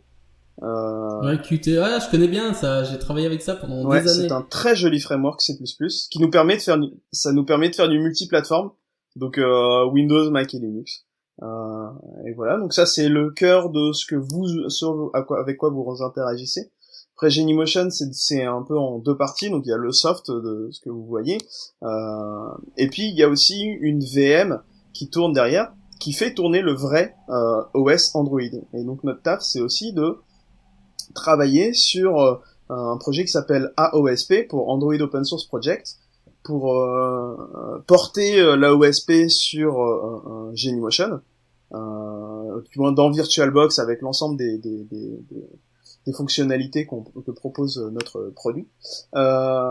Et voilà. Et donc aujourd'hui, on travaille, je sais plus si c'est peut-être presque une dizaine de versions d'Android qu'on supporte.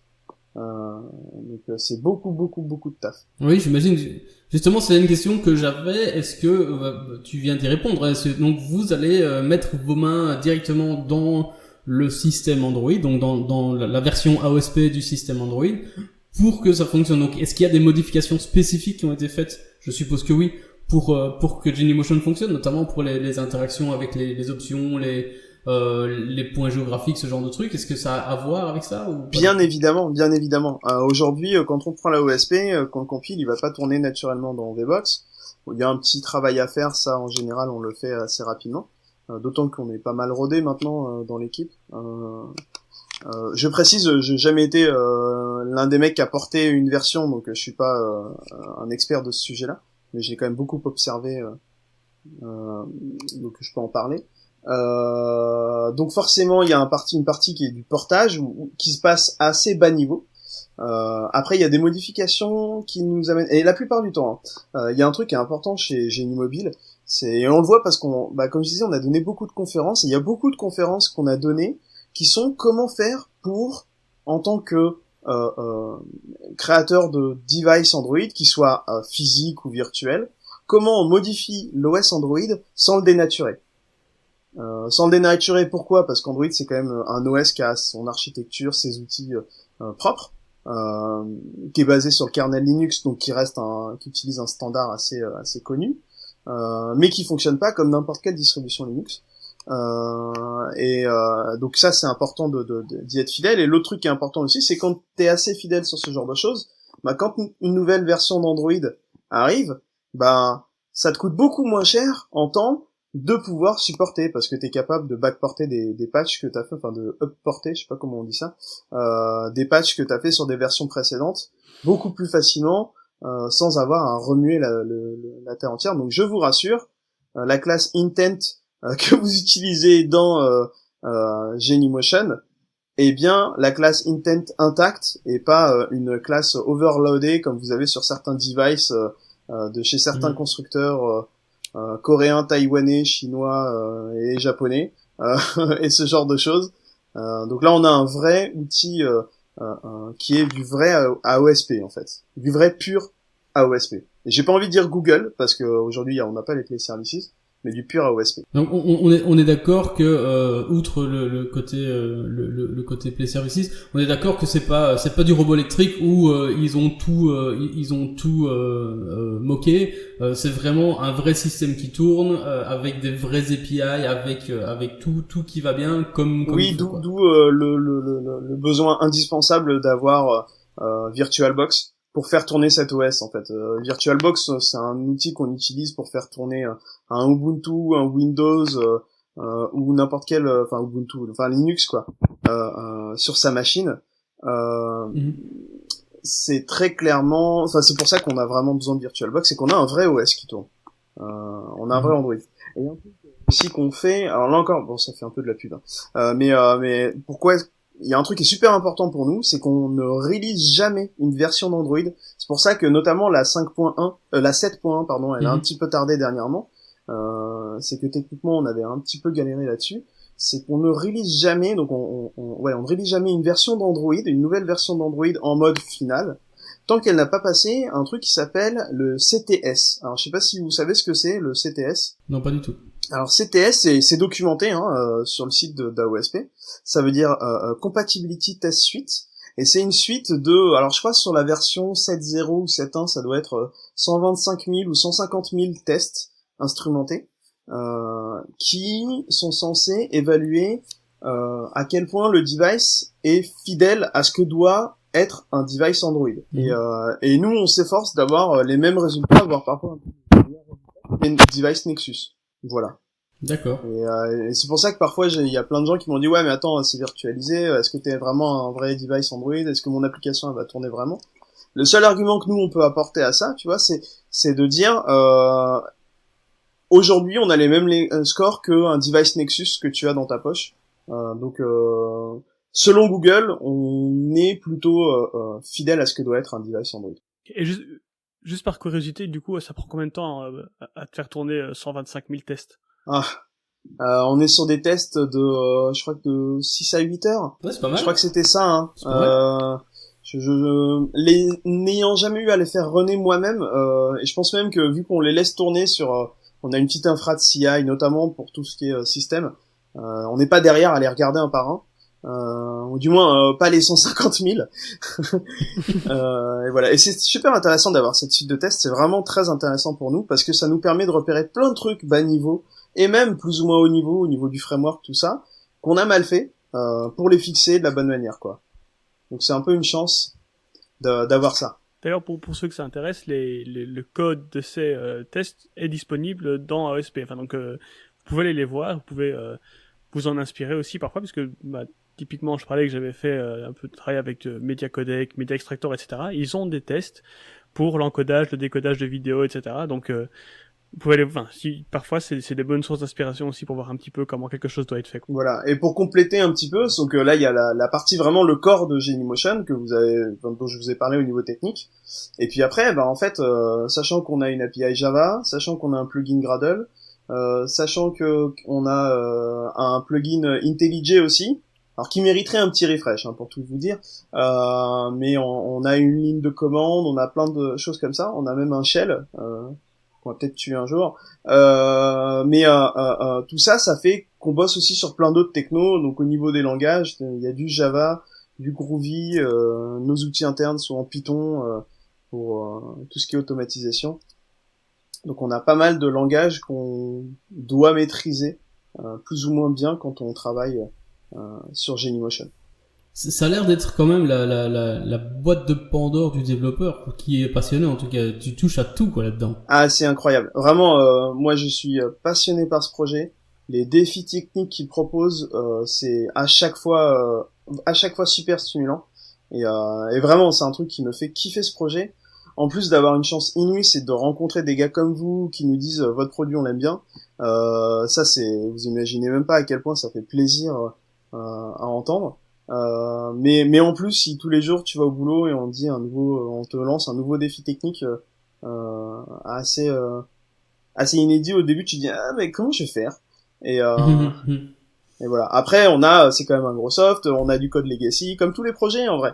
Voilà, le développement C++, il est assez standard, même s'il y a quelques parties un petit peu Sioux, voilà, mais il y a plein d'autres trucs à côté et à l'intérieur aussi qui font que on fait des trucs super cool, quoi. Mais c'est en fait, moi je trouve ça super intéressant parce que j'avoue que je m'étais jamais posé je m'étais jamais arrêté à réfléchir, tiens, comment est-ce qu'ils ont fait pour packager tout ça. Maintenant je me rends compte, enfin je me rappelle d'une frustration que j'avais aussi, c'était oui, mais voilà, dès qu'il y a une nouvelle version de l'émulateur qui sort, donc voilà, disons par exemple la 7.1.2 qui est sortie, qui est dispo, enfin c'est pas encore le cas, mais supposons elle va être sortie, elle va être dispo officiellement sur les émulateurs Android, mais vous allez pas l'avoir tout de suite, vous avez toujours un petit délai.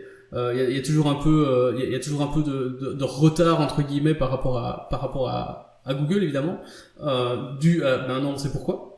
Et c'est là que je me dis, c'est quand même pas rien comme travail, c'est quand même balèze, et c'est quand même beaucoup d'attention aux détails, le fait de s'assurer que ça fonctionne bien, le fait de s'assurer que ça soit solide et que ça soit surtout constant et que ça continue à fonctionner et que d'une version à l'autre ce pourquoi tu l'utilisais fonctionne toujours, parce que ça c'est quand même assez important quelque part. Ouais, et là je dois tirer un chapeau à notre équipe QA qui fait un travail formidable là-dessus, parce qu'en gros le gros défi de Genymotion, et pourquoi on ne fait malheureusement que 4 releases par an, ce qui fait très peu, vraiment, et on le regrette tous, c'est que au niveau de quand vous regardez la matrice du nombre de versions d'Android qu'on a, plus les plateformes qu'on supporte, c'est énorme.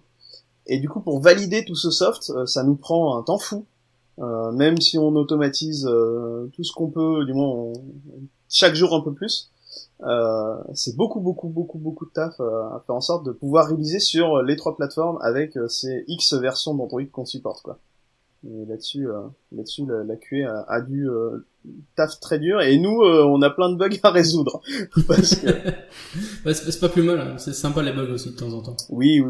En parlant de bugs d'ailleurs, est-ce que vous avez déjà résolu des bugs d'AOSP que vous avez remonté peut-être des patchs même? Alors c'est une bonne question ça. On a tous quelques patchs, enfin tous, pas forcément tous, mais on est plusieurs à avoir quelques patchs dans l'AOSP. Moi j'ai une contribution tout à fait modeste, c'est un peu de doc et un peu de support pouvoir compiler la OSP sous Mac. Mais il y en a qui ont des patchs plutôt au niveau bas niveau en général. On n'a pas des patchs dans le framework parce que le framework on essaye de pas y toucher. Il y a des choses qu'on a dû modifier dans le framework, mais c'est par exemple, on parlait de la Java API, pour le faire proprement, comme n'importe quelle feature de l'OS, la Java API c'est un service système qui permet d'aller communiquer avec ce qui doit communiquer avec l'API Java. Donc là-dessus, on a dû modifier un petit peu le framework pour rajouter une nouvelle classe dans les services systèmes et ce genre de choses. Mais sinon, quand on peut ne pas toucher au framework, on n'y touche pas. Histoire de garder le comportement le plus fidèle. Plutôt que de jouer au gros port à tout casser sans trop ça. C'est drôle de faire le gros port aussi de temps en temps. Ouais, mais quand on doit le maintenir des années après, c'est compliqué. C'est moins drôle. Ouais. Et surtout quand on est entouré de gens qui connaissent vraiment bien l'OS Android sur comment il marche à l'intérieur, si on veut pas se faire pourrir, il faut être un gentil garçon et suivre les bonnes pratiques. Je comprends. Dis, une bête question, tu l'as peut-être déjà dit, mais ça m'est peut-être passé au-dessus de la tête. Juste pour que j'ai une idée, donc Jenny Mobile maintenant, c'est une grosse, tu as dit tout à l'heure, c'était une start-up, donc vous êtes combien en fait dans la boîte? C'est une grosse boîte? On est un peu moins de 60, je crois, un truc comme ça. Et aujourd'hui, on est basé à Paris, à Lyon et à San Francisco. Donc on a 3 bureaux. D'accord. Et San Francisco en France ou bien San Francisco aux États-Unis? San Francisco en Bretagne lointaine. Ah d'accord, il me semble bien que c'était quelque part. Non, dans la Silicon. D'accord. Donc vous avez quand même un pied dans la Silicon Valley, quoi. Oui, on a un bureau. Ils sont une petite dizaine maintenant. Avec pour tout vous dire, il y a un des membres de l'équipe soft de Genymotion qui travaille à San Francisco. Donc un des devs qui travaille dans mon équipe, il est basé à San Francisco. Ah, donc vous travaillez un peu en remote comme ça, je veux dire, entre guillemets, ça se passe bien? On a mis énormément de temps à bien travailler en remote. Et aujourd'hui, je pense qu'on a de la chance, même si on a toujours des trucs à améliorer, même si pour le coup le décalage horaire avec San Francisco paye toujours, ça coûte cher de travailler avec 9 heures de décalage horaire. Mais en remote, on s'organise, mais on a mis bien 6 mois à être une vraie équipe déjà. Mais bon, ça c'était il y a quelques années, et maintenant, je pense que c'est une équipe qui tourne, quoi. Au moins en termes de collaboration entre devs, quoi. Ça, je trouve ça super intéressant. C'est un sujet qui me tient vraiment à cœur. C'est comment bien travailler dans ce genre de cas là, justement avec des gens qui sont un peu offshorés entre guillemets. C'est pas vraiment du offshoring, hein, mais des gens qui sont loin et comment ils peuvent travailler ensemble malgré tout. Et je suppose que vous travaillez en agile, j'espère. Oui, ouais. Donc ça aussi, comment est-ce qu'on intègre l'agile dans ce genre de truc là? Ça, je crois qu'on devrait faire un podcast là-dessus, tiens. Ça mériterait. Et d'ailleurs, si vous voulez que je propose à Antonin, qui est notre Scrum Master, d'y participer, ce sera avec plaisir que je vous mettrai en contact. Moi, je serais super intéressé. Benjamin, je sais pas si toi tu serais intéressé, mais moi je serais super intéressé. Moi, je serais très intéressé, et je pense que ça pourrait aussi, nos auditeurs pourraient peut-être nous dire si eux seraient intéressés aussi. Donc voilà, n'hésitez pas à réagir par rapport à ça, et on fera en sorte que ça se passe. Eyal a parlé très très vite comme ça du cloud aussi. Donc maintenant Genymotion est dans le cloud. Donc on sait tous que le cloud n'existe pas, hein, c'est juste le PC de quelqu'un d'autre. Mais à part ça, Eyal, est-ce que tu peux nous dire du coup qu'est-ce que Genymotion fait sur le PC de quelqu'un d'autre? On s'est dit qu'il y en avait bien assez chez vous. Alors autant le mettre ailleurs. Certes. Ouais, en fait, alors la portée, en gros, peut-être pour être le plus concret possible, parce que ça sert à rien que je parle de vision, de trucs comme ça, parce que de toute façon, je le ferai très mal. En gros, aujourd'hui, concrètement, Genymotion, c'est que vous allez sur dans Chrome, vous connectez au service, et puis vous pouvez lancer des devices directement dans votre browser et avoir un vrai rendu très réactif, et je le dis de manière relativement objective. J'avoue que quand j'ai vu le premier POC, j'ai été totalement bluffé. C'est assez fou. Ça marche vraiment super bien. Et donc en gros, vous avez un device qui tourne quelque part dans le monde, et avec lequel vous pouvez interagir exactement comme un Genymotion Soft que vous avez qui tourne sur votre bécane à vous, sauf qu'il vous prend pas votre CPU. Et ça, c'est pas trop mal. Bon, par contre, forcément, faut avoir une connexion internet à peu près correcte, parce que sinon ça marche pas bien. Ça marche, mais ça marche moins bien. et le rendu est pas le même. Mais ouais. Et ça, c'est plutôt pas mal. Et du coup, ça ouvre pas mal de cas d'usage. Tous ceux qui n'ont pas le temps, qui n'ont pas la puissance d'installer un device sur Android, sur leur, pardon, ceux qui n'ont pas la puissance d'installer un Genymotion sur leur machine. Ça, c'est assez intéressant. Ou ceux qui veulent scaler aussi, il y a plusieurs devices d'affilée. Bah, nous, c'est notre cloud qui va scaler à la place, quoi. Tu peux donner quelques exemples de cas d'usage que t'as chez tes clients ou des trucs comme ça? Ouais, alors on a des trucs, genre pour des démos, tu parlais d'avant-vente par exemple tout à l'heure, Ouais. on a la possibilité lorsqu'on démarre un device de le partager avec quelqu'un, enfin avec plusieurs personnes, qui vont recevoir un petit lien cliquable dans un mail, ils cliquent dessus, ils voient le device. Et du coup, tu peux montrer une application, etc. Et eux-mêmes peuvent interagir aussi avec le device. Ils peuvent aussi cliquer. Et voilà, donc ça c'est un des cas d'usage un peu, disons, haut niveau. Pour le CI, bah, on a notre ligne de commande qui est compatible avec les devices du cloud. Il suffit juste de rajouter un argument et les devices que vous allez lancer, plutôt que de tourner sur votre machine, il va lancer un truc dans le cloud. Mais vous imaginez bien que votre CI, il a aussi besoin d'une connexion ADB à ce device distant. Et ça, on le fait aussi. En gros, quand vous lancez un device, votre ADB en local, s'il en existe un, bien sûr, il sera connecté à ce device en remote. Et du coup, vous allez pouvoir lancer vos tests instrumentés. Et comme c'est des vraies machines Genymotion, exactement les mêmes vraiment qui tournent sur votre PC, vous aurez les mêmes rendus que sur votre CI précédemment ou sur votre PC en local. Juste que ça va tourner sur notre cloud au niveau des devices. Vous aurez le résultat dans votre Jenkins, Travis ou ce que vous voulez. Et voilà. Et tu vois, on parlait des trucs stimulants. Faire un bridge, un tunnel ADB entre Genymotion qui tourne sur un PC et puis l'ADB qui tourne sur un device distant dans le cloud, c'est un des trucs que j'ai eu à faire dernièrement qui a été extrêmement intéressant. J'ai appris plein de choses sur ce qu'est ADB, son protocole, etc., comment ça fonctionne. Et j'ai adoré travailler sur ce sujet. Ça fait partie des trucs aujourd'hui, pas grand monde ont eu à faire, parce qu'il n'y avait pas le besoin, forcément, c'est un truc super spécifique, mais très très très stimulant, quoi. Et là, c'est le témoignage un peu perso sur ce qu'est ce projet. La différence du coup entre Genymotion Cloud et Genymotion On Demand, je suppose que le cloud c'est celui où on héberge ça nous-mêmes sur un AWS ou un truc comme ça, et le On Demand c'est celui qui est proposé alors par Genymobile alors. Alors c'est l'inverse. Mais en gros, donc Genymotion Cloud, effectivement. Donc aujourd'hui, je vous ai parlé du cloud de manière simple. Donc on a le cloud qui passe par l'interface web dont je vous parle là. Donc ça, c'est ce qu'on appelle Genymotion Cloud. Et en fait, on a une autre variante de Genymotion Cloud qui s'appelle Genymotion Cloud On Demand. Et là, c'est les mêmes devices Genymotion que vous allez pouvoir faire tourner dans Amazon Web Services. Donc en gros, dans le sorte de comment ils appellent ça, ils ont une sorte de store Amazon où vous avez des devices Genymotion disponibles. Donc là, vous les lancez directement. Donc ceux qui ont une infra Amazon, très clairement, ça peut être assez intéressant d'utiliser. Il y a moyen aussi de faire une connexion ADB. Alors les choses sur On Demand se passent de manière un petit peu plus un petit peu moins automatique, mais quand même totalement documentée, donc scriptable. Je crois qu'ils ont fait un gros boulot là-dessus pour bien montrer comment faire. Et donc on peut faire du CI aussi avec Genymotion qui tourne dans Amazon. Ça marche plutôt pas mal. Ouais. Et là du coup, vous scalez comme vous voulez, quoi. Ça dépend pas de notre infra à nous, qui est le cloud, qui est une autre infra. Voilà. Donc en gros, voilà, je vous disais tout à l'heure, Genymotion, c'est plusieurs cas d'usage, en me corrigeant sur le fait que ce soit plusieurs produits, parce qu'en vrai, c'est qu'un seul produit.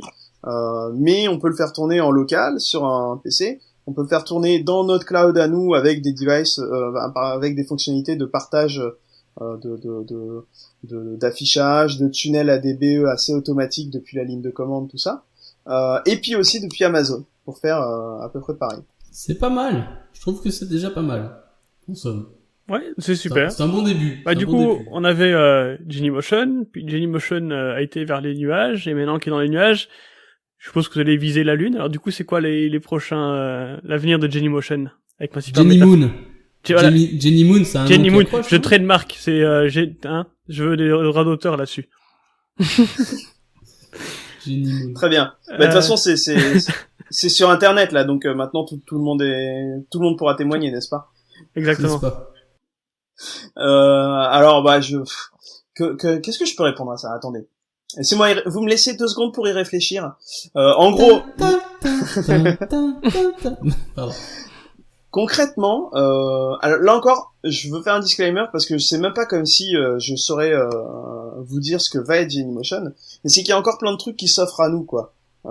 Genymotion, on peut prendre de la hauteur et bientôt faire pas que de l'émulateur, faire un peu autre chose, parler un peu plus de CI. On pourrait aller plus profondément dans nos outils et aider le développeur de manière très intense en observant comment ces applications fonctionnent et comment repérer des choses à la volée sans même qu'il ait à le demander ce genre de choses. Enfin, techniquement, on a le pouvoir de faire ça. Aujourd'hui, très concrètement, c'est pas des choses que vous allez voir dans la prochaine release de Genymotion, hein, très clairement. Mais on a le pouvoir de faire ce genre de choses, quoi, d'aller encore plus loin. Et juste pour ma compréhension, est-ce que tu parles de choses du style Infer de Facebook ou pas du tout? Ou est-ce que tu sais peut-être déjà ce que c'est Infer? Non. Ah non, tu me parles d'un truc Infer. Je suis donc... dégoûté. D'habitude, je connais bien tous les outils qui sortent, là. Vas-y, envoie. Alors, donc en fait, Infer, c'est un outil que tu vas utiliser et qui va compiler ton code, et en même temps qu'il le compile, il va en fait essayer d'analyser les problèmes potentiels que tu vas rencontrer. Donc il est capable de détecter des curseurs que t'as pas fermés. Enfin, donc par exemple, imagine que tu ouvres un curseur dans une méthode, puis tu passes ce curseur ailleurs, et puis il passe dans 3-4 méthodes. En fait, peut-être qu'il y a un cas d'usage où tu le fermeras pas, et donc il va te prévenir, il va arriver à détecter ça, ou détecter un null pointer exception, des genres de choses. Et donc c'est de l'analyse statique, c'est ça? Oui, je pense que c'est il analyse le code à la compilation. Je sais pas exactement bien comment ça marche. Donc je pense que c'est de l'analyse statique, ouais. Mais ouais. Est-ce que tu parlais de quelque chose comme ça ou pas du tout en fait? Bah techniquement, ça pourrait très bien être un truc comme ça, effectivement. D'aller regarder un peu comment tourne le runtime de ton appli, détecter à la volée des memory leaks, même s'il y a des outils qui te permettent de faire ça, hein, détecter un peu n'importe quoi en termes de performance, voire des diffs de performance entre plusieurs versions de ton app, ce genre de choses, ou même d'autres idées, tu vois, du genre ça fait longtemps que t'as pas démarré, que t'as pas testé ton device, que t'as pas testé ton application sur une tablette, et là on te fout une petite notif en disant hey, oublie pas, ce serait bien que tu le testes sur telle tablette avec telle version. Enfin, et encore c'est une vision très personnelle. Croyez pas que ce soit la stratégie de la boîte parce que de toute façon voilà. Mais c'est des idées qui peuvent être totalement pensables ou même carrément autre chose plus lié au B2B, etc.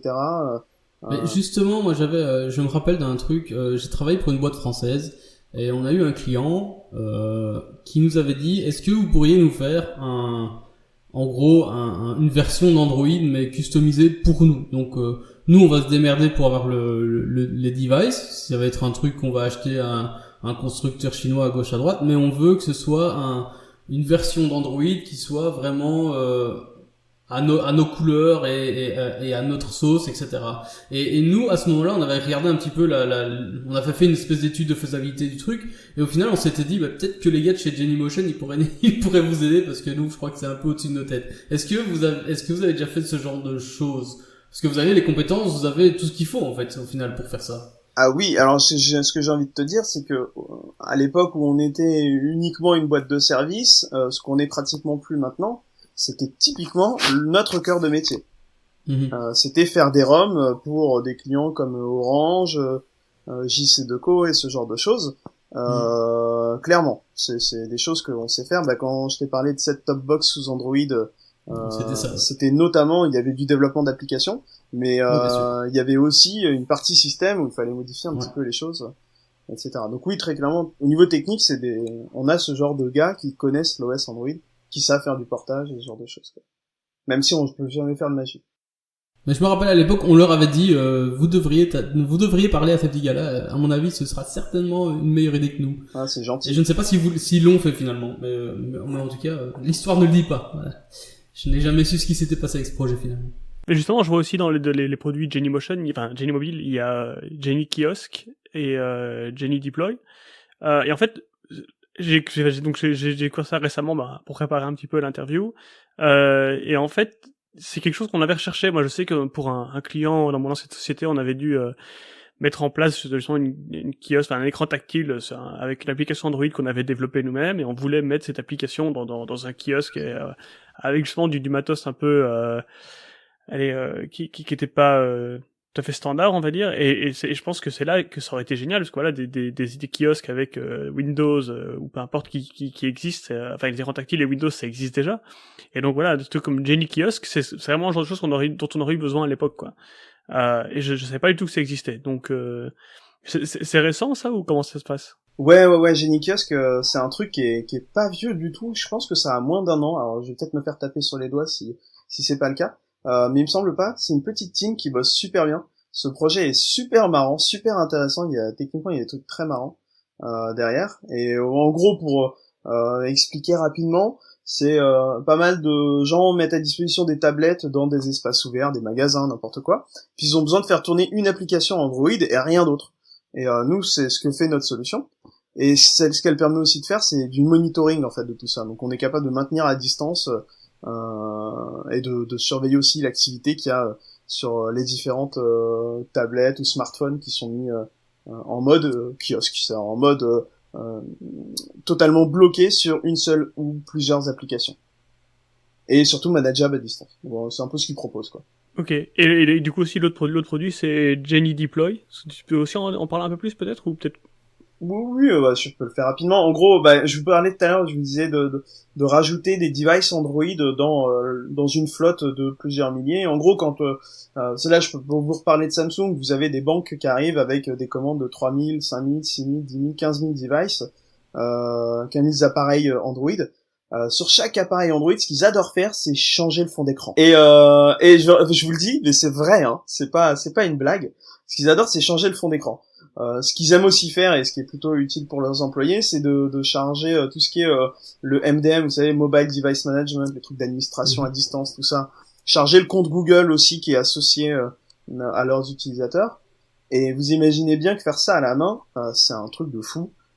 Surtout quand il y a des milliers de pièces. Donc il y a des gens qui sont spécialisés pour faire ça. Et nous, ce qu'on propose, c'est un outil qui fait tout ça de manière automatique. Et qui le fait plutôt très bien, là encore, à chaque démo de sprint, on est toujours très impressionné par Jenny Deploy. Ils font vraiment du super taf, c'est assez cool, quoi. Et du coup, il faut quand même quelqu'un qui l'installe sur le device à un moment donné, quoi. Donc il y a quand même un mec qui installe ça sur 15 000 devices. Même pas, parce qu'en fait, c'est un soft qui marche, en gros, la procédure, c'est simple. Tu installes Jenny Deploy sur ton PC. Mm-hmm. Et tu vas plugger l'ensemble des devices que tu veux configurer en USB. Et du coup, t'allumes tes devices, forcément. Il y a un moment où il faut quand même que tu fasses ça, les sortir de la boîte, tout ça. Et à partir de là... tout seul. Non. Alors, on n'a pas encore trouvé le hack pour ça. Mais je pense que si un jour on le trouve, soit on le garde pour nous, soit on le revend très cher. Non, c'est Par contre, je te dis pas le hub de malade, quoi. Le hub avec 15 000 ports USB. Ouais, non, pas 15 000, mais on est capable de monter pas mal, je crois. Enfin, je pense que au-dessus de 15-20, c'est un peu moyen, mais je pense qu'une dizaine, c'est pas mal. Et du coup, ils les font à la chaîne, en fait. Donc, ils les branchent, ils lancent deploy, et le truc va commencer à configurer tous les devices. Et en fait, pour vous dire un petit truc assez marrant, et pour vous montrer à quel point techniquement c'est super intéressant aussi ce qu'ils ont fait, parce qu'ils ont réussi à faire un truc, c'est que vous savez, quand vous ouvrez un device Android, vous avez le wizard. Ouais. Et ce wizard, pour pouvoir accéder, pour qu'un PC puisse communiquer avec un device, il faut forcément une connexion ADB. Donc pour ça, faut passer le wizard, ouvrir les settings, activer les options développeurs et ouvrir l'USB, quoi. Ouvrir le débogage USB. Et donc tout ça, c'était des trucs que pendant longtemps, ils étaient obligés de faire à la main.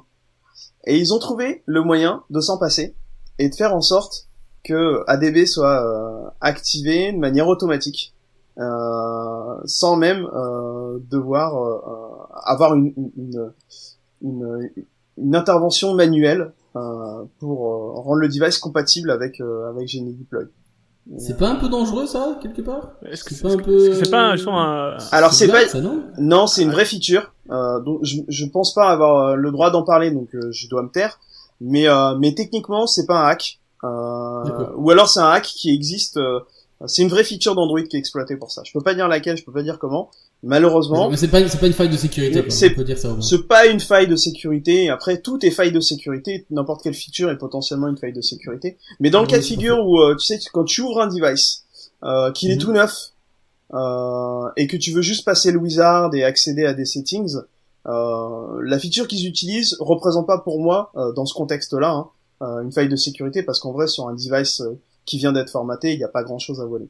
Donc voilà. Et même dans d'autres cas de figure, j'essaie de réfléchir, ça peut pas être exploité comme comme une faille de sécurité. Je pense pas. Ok. Mais voilà. Et donc voilà, techniquement parlant, là encore un Ça projet sent très rien. intéressant. Ouais, c'est assez succinct. Ça a l'air vraiment d'être le paradis, quoi. Ouais. Chez Jenny Mobile. Écoute, Vous avez l'air de vous marrer tout le temps, quoi. bah c'est plutôt sympa d'être dans une boîte où les gens que tu croises sont à peu près tous compétents. C'est plutôt agréable, quoi. Et c'est vrai que ça fait partie un peu de l'ADN de la boîte, tu vois. Et J'aime ça- beaucoup, comme t'as dit, à peu près tous. Je veux des noms. Qui ne l'est pas. Ah, en fait, ils sont tous compétents, mais bah, c'est peut-être moi, celui qui est pas compétent dans la vente, pour tout te dire. Là, tout de suite. Non, mais c'était pour rire, hein. Je disais ça pour rire. Et je n'y crois pas une demi-seconde. Mais je suppose que de toute façon, pour maintenir, tout ce genre d'outils et tout ce genre de soft, ouais, enfin, vous pouvez pas faire sans compétences. C'est juste pas possible. Ou ça se casserait la gueule. Enfin, je vois pas comment ça pourrait fonctionner. Voilà. C'est tout. Ouais, du coup, voilà, pour rejoindre ce petit paradis sur Terre, bien qu'il soit en France, est-ce que... Bien qu'il soit à est-ce- Paris. Bien qu'il soit encore pire, effectivement. Et en Bretagne, Est-ce de que loin. vous engagez? Est-ce que vous avez engagé? Est-ce que vous avez justement des propositions pour nos auditeurs qui seraient intéressés? Alors là, j'ai pas fait mes devoirs. Je sais qu'on recrute très urgemment des postes du genre Scrum Master. Ça, on en a vraiment besoin.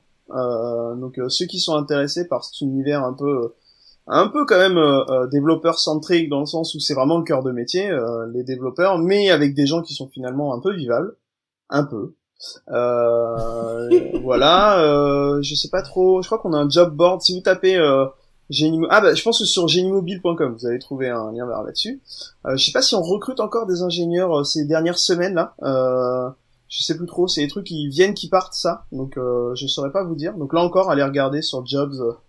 Je sais même pas si sur notre site web c'est... jennymobile.recruiterbox.com. Ah voilà, Recruiterbox, exactement, c'est ça le site web. Et donc vous avez toutes les offres courantes. Voilà. Malheureusement, ça fait bien longtemps qu'on ne recrute plus de développeurs Android parce que bah on est quand même suffisamment nombreux, ouais, et que c'est pas, on fait pas beaucoup d'apps. En fait, on en fait en interne pour Genymotion, pour faire beaucoup de tests, etc. On en développe et on en maintient pas mal d'apps.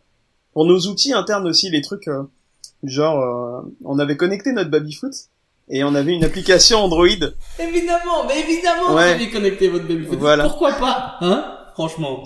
Et Qui ne fait pas ça? Je ne sais pas. Mais ouais, c'était assez marrant. Ils avaient mis des capteurs infrarouges pour compter les points automatiquement et tout ça c'était transféré via USB à une tablette Android avec forcément une appli Android qui tournait. Donc on a des petits projets marrants en interne comme ça là-dessus. Bon, on a aussi une table de ping-pong. Bah tiens. Ouais, on a aussi une table de ping-pong et on s'est un peu cassé les dents sur comment compter les points automatiquement. Oui, ça je veux bien croire. Mais un jour on va y arriver. Hein. Précédent travail, on avait un billard et pareil, on avait l'idée folle d'essayer et puis c'est mort dans la conception parce qu'effectivement, ça, c'est tout de suite beaucoup plus complexe, quoi. Bah ça demande du temps. Ah, pour les billards tu peux à la limite parce que pour le coup à coup de capteur infrarouge il y a moyen. Mais bon, savoir qui attirer c'est que ça peut être compliqué quoi. À la base, on C'est voulait ça, mettre ouais. une sorte de projecteur au-dessus et que ça te montre l'angle pour tirer, etc. Tu vois. Mais ça, c'est quand tu rêves en fait.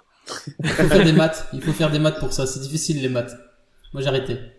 Ouais, surtout devait passer arrêter. beaucoup de temps en fait. Et c'est surtout ça. Et l'employeur, Ouais. il est pas très content en fait que tu passes ton temps autour du billard. Tu vois, c'est bizarre. Hein.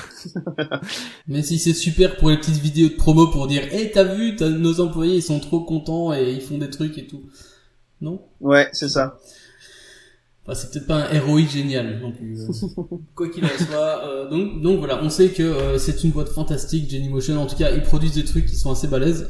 Ça a l'air d'être quand même une sacrée équipe. Et ils ont quelques ouvertures. Je vois ici stage de commerce, développeur web. Ah, développeur web, oh mon dieu. Ah, et il en faut, hein. Pasteur. Un comptable aussi.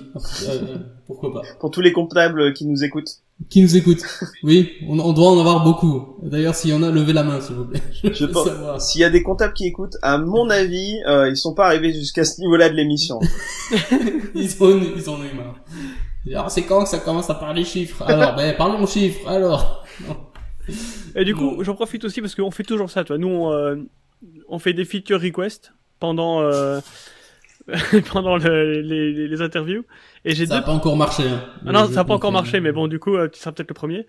J'ai 2 feature requests. La première, c'est que j'ai un Dell XPS 13 pouces, et donc il est sous Ubuntu, et c'est la dalle elle est en 3800, 3600 fois quelque chose. Enfin, j'ai oublié la résolution. Donc, du coup, c'est le HDPI, hein, du Linux.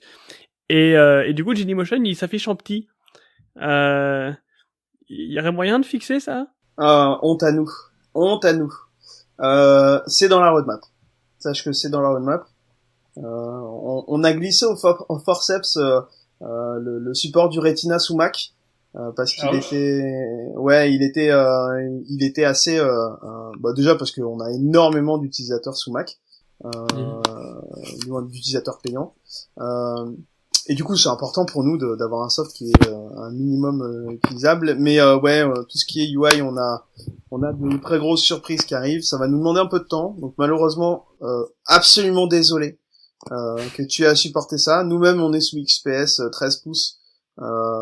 Et du coup, on a ce modèle-là. C'est celui avec la petite caméra en bas, c'est ça? Voilà, c'est ça. Qui te filme par en bas. Tu vois sous un angle bizarre, là, tu vois. Exactement. On voit le menton de tout le monde à chaque fois. C'est très, très particulier. Donc on l'a aussi celui-là, et du coup, c'est quelque chose qu'on a bien observé, dont on a honte, et on ferme les yeux, honteusement à chaque fois que ça se passe, à chaque fois qu'on le voit. Quand je ferme les yeux, je clique beaucoup moins bien, en fait. Oui, c'est ça. Mieux visé, mais t'as raison. Non, mais c'est vraiment, et c'est quelque chose qu'on veut fixer, mais qu'on fixera par un gros changement. Donc voilà. Mais ça, c'est le truc qui même Android Studio, ils viennent seulement de régler un problème avec leur SDK manager par rapport à ça. Même ils l'ont fixé. Ils l'ont fixé, ça c'est cool. Celui-là, je sais quand même la fenêtre de lancement, là, tu sais, le truc, avant il était en tout petit, maintenant il s'affiche correctement, donc ils ont fixé des trucs par rapport à ça.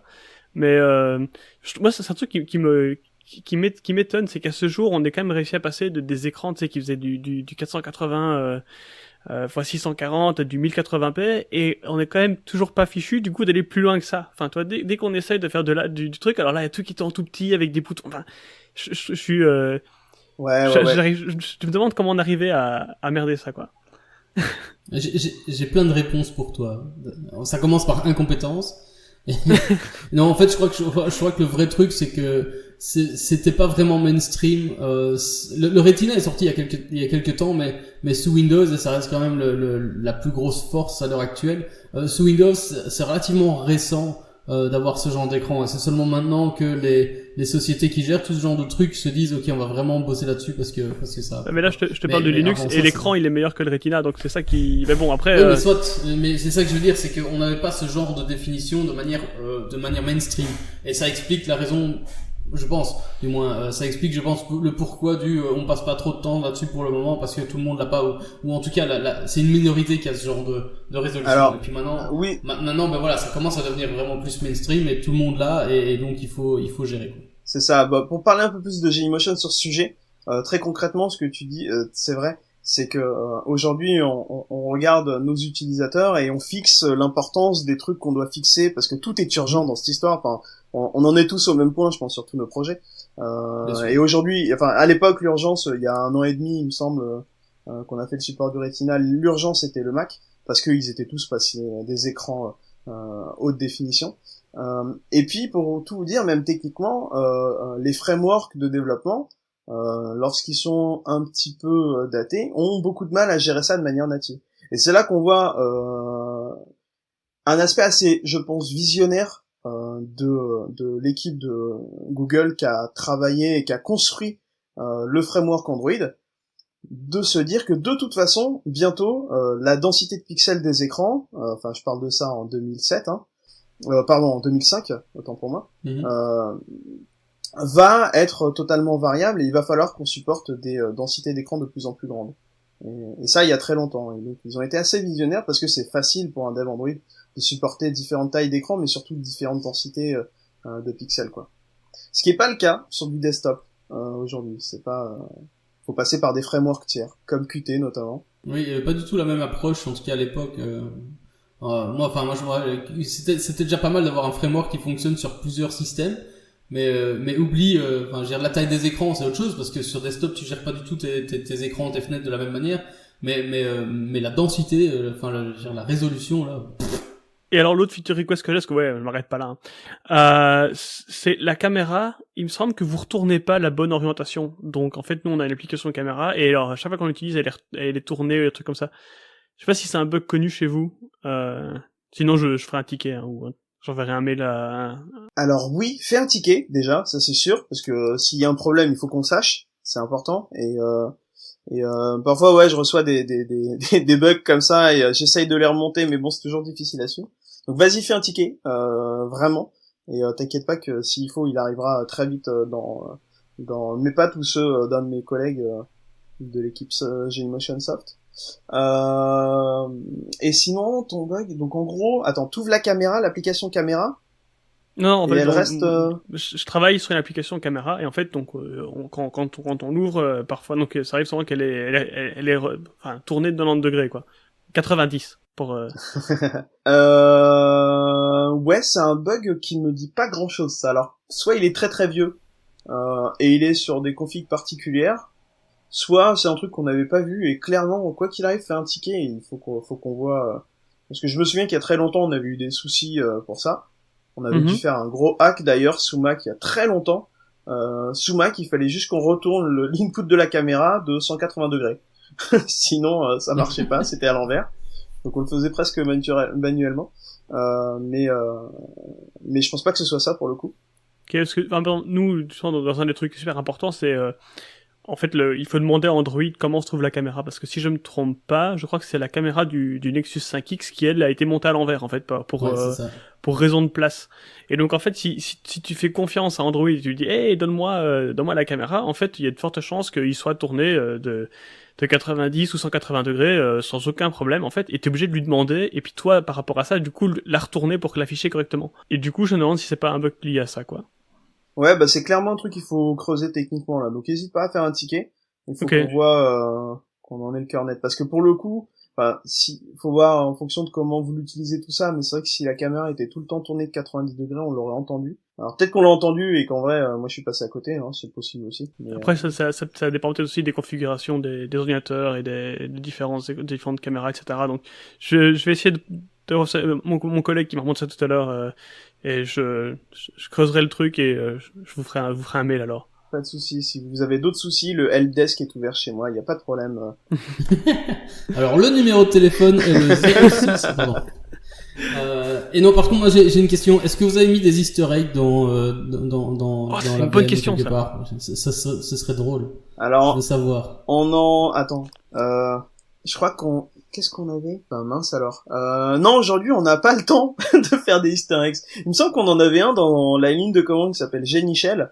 Mais je suis pas certain. Jean-Michel? Donc, non. Non, malheureusement, pas de Easter eggs. Alors parfois on y réfléchit, après on regarde le temps que ça coûte, et on fait bon, bah finalement on le fera pas, hein. Non, peut-être pas. Non, bah, dommage. Après le temps dommage, que ça coûte, ça pourrait être drôle. T'as déjà vu l'Easter egg de APT, je crois? Ou aptitude, ouais, je crois que c'était APT, non, c'était aptitude ou APT, je sais plus, tu faisais moins V, il te mettait la version. Si tu mettais moins VV, il disait, il devait dire genre, non, mais j'ai pas d'Easter egg, tu disais, moins VVV, il disait, non, j'ai pas d'Easter egg, fous-moi la paix, puis tu continuais comme ça, et au bout d'un moment, avec un certain nombre de V, il te disait, il t'affichait un truc en ASCII, mais qui ressemblait à rien du tout, et puis tu refaisais encore un moins V, il te disait, ouais, qu'est-ce que c'est? Ben, c'est un serpent qui a mangé un éléphant. Et, donc voilà, donc il y a vraiment des historiques pour tout et n'importe quoi. Je mettrai un lien dans les show notes par rapport à ce truc-là, je trouvais que c'était cool. Alors pour le coup, vous voulez un Easter egg, je peux vous donner un Easter egg qui n'est plus dans Android, mais qui l'était, et quand je dis Android, je parle plutôt d'ADB. ADB, avant, vous savez, vous connaissez la commande ADB Shell pour accéder au shell d'un de vos devices. Et en fait, si vous tapiez ADB Hell, vous aviez votre shell qui s'ouvrait tout en rouge. Très, très, Et pour on parlait de contribution tout à l'heure. Quand j'ai vu ça, j'ai vu qu'il avait disparu dans le truc. Du coup, j'ai fait une contribution pour le ramener. Et il s'est pas fallu 5 ou 7 minutes pour que ma contribution se fasse totalement rejeter tout de suite. Je crois qu'ils ont eu des problèmes.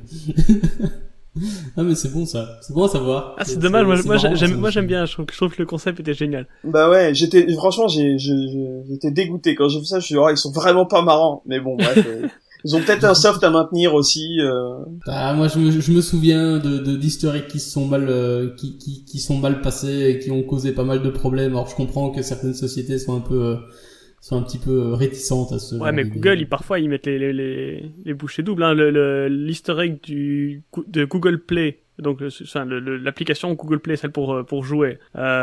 Si tu swipes OO baba gauche droite, il y a un truc qui apparaît avec BA start et donc t'appuies sur BA start et alors ça débloque un achievement parce que c'est le Konami code en fait.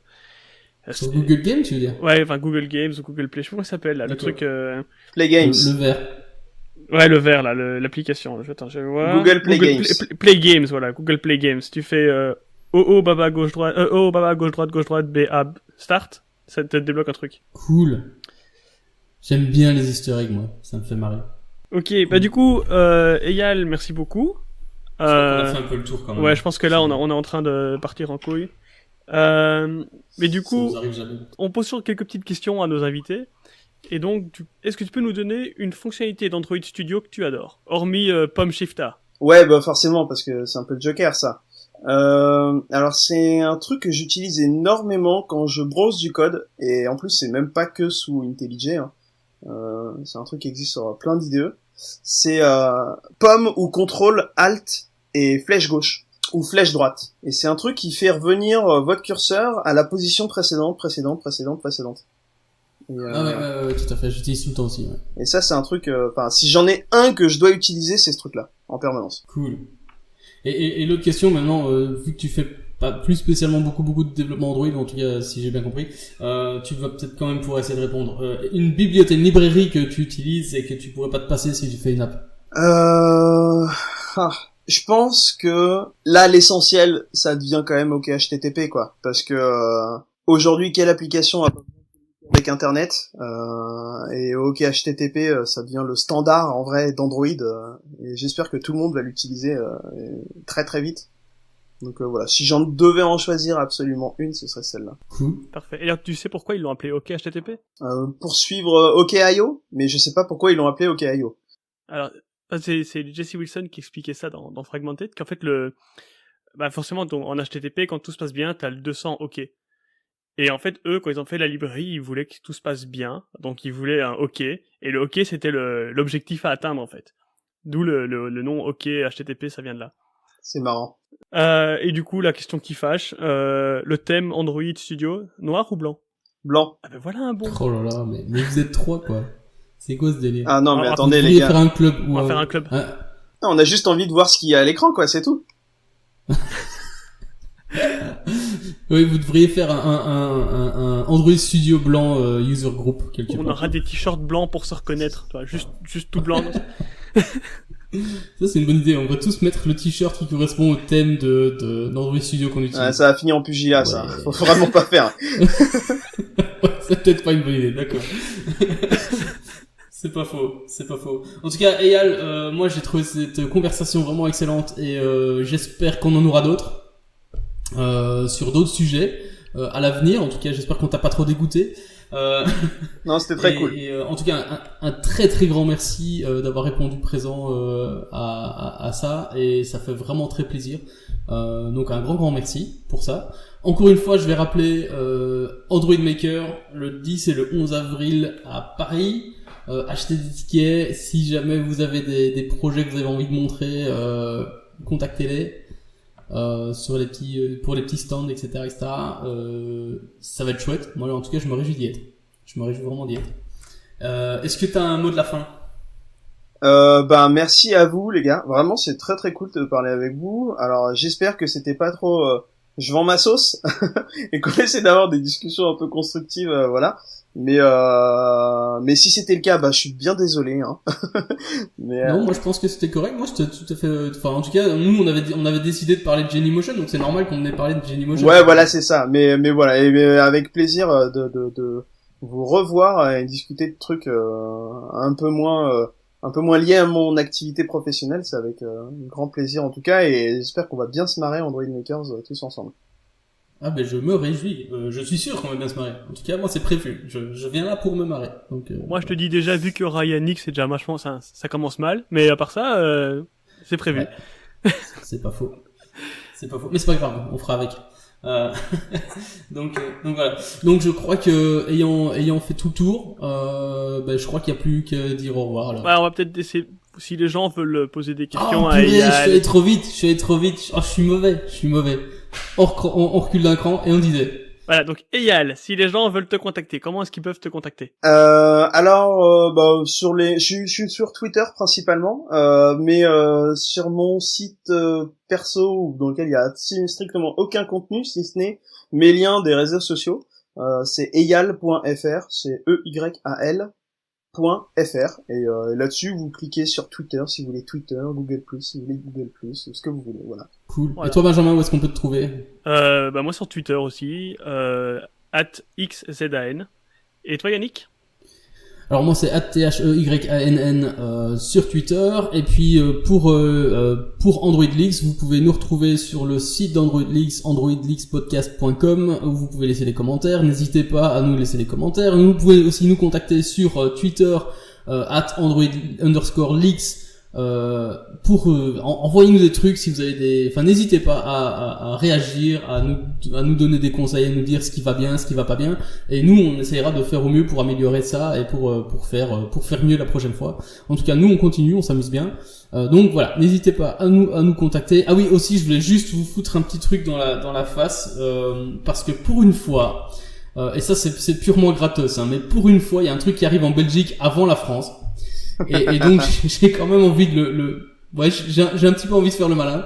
Il y a Android Pay qui vient de démarrer ici en Belgique, et je sais que, enfin j'ai déjà vu un petit article français qui disait c'est pas juste, nous on a Android Pay, on a même pas on a Apple Pay, on a même pas Android Pay, ils l'ont en Belgique, ouin. Ben voilà maintenant vous savez ce que ça fait. Pour une fois on a un truc avant vous. Voilà, c'est tout. Après, pour mettre l'église au milieu du village, je pense non, t'arrêtes là. La plupart des trucs qu'on peut payer, je crois que c'est Carrefour. Je paye rarement par Visa chez Carrefour, tu vois, mais c'est peut-être moi. C'est pas grave, c'est le principe, c'est tout. Donc voilà. En fait, c'était très surprenant, et quelque part, je suis un petit peu partagé en moi-même, mais pour d'autres raisons. Enfin, quoi qu'il en soit, voilà, c'est ce que j'ai envie de faire, un petit nananaire à la France en tout entière. On était là avant, voilà. Mais on vous aime quand même, hein, vous inquiétez pas. C'est bon à savoir. Bon, ce coup-ci, on peut vraiment dire au revoir alors. Au revoir alors. Au revoir.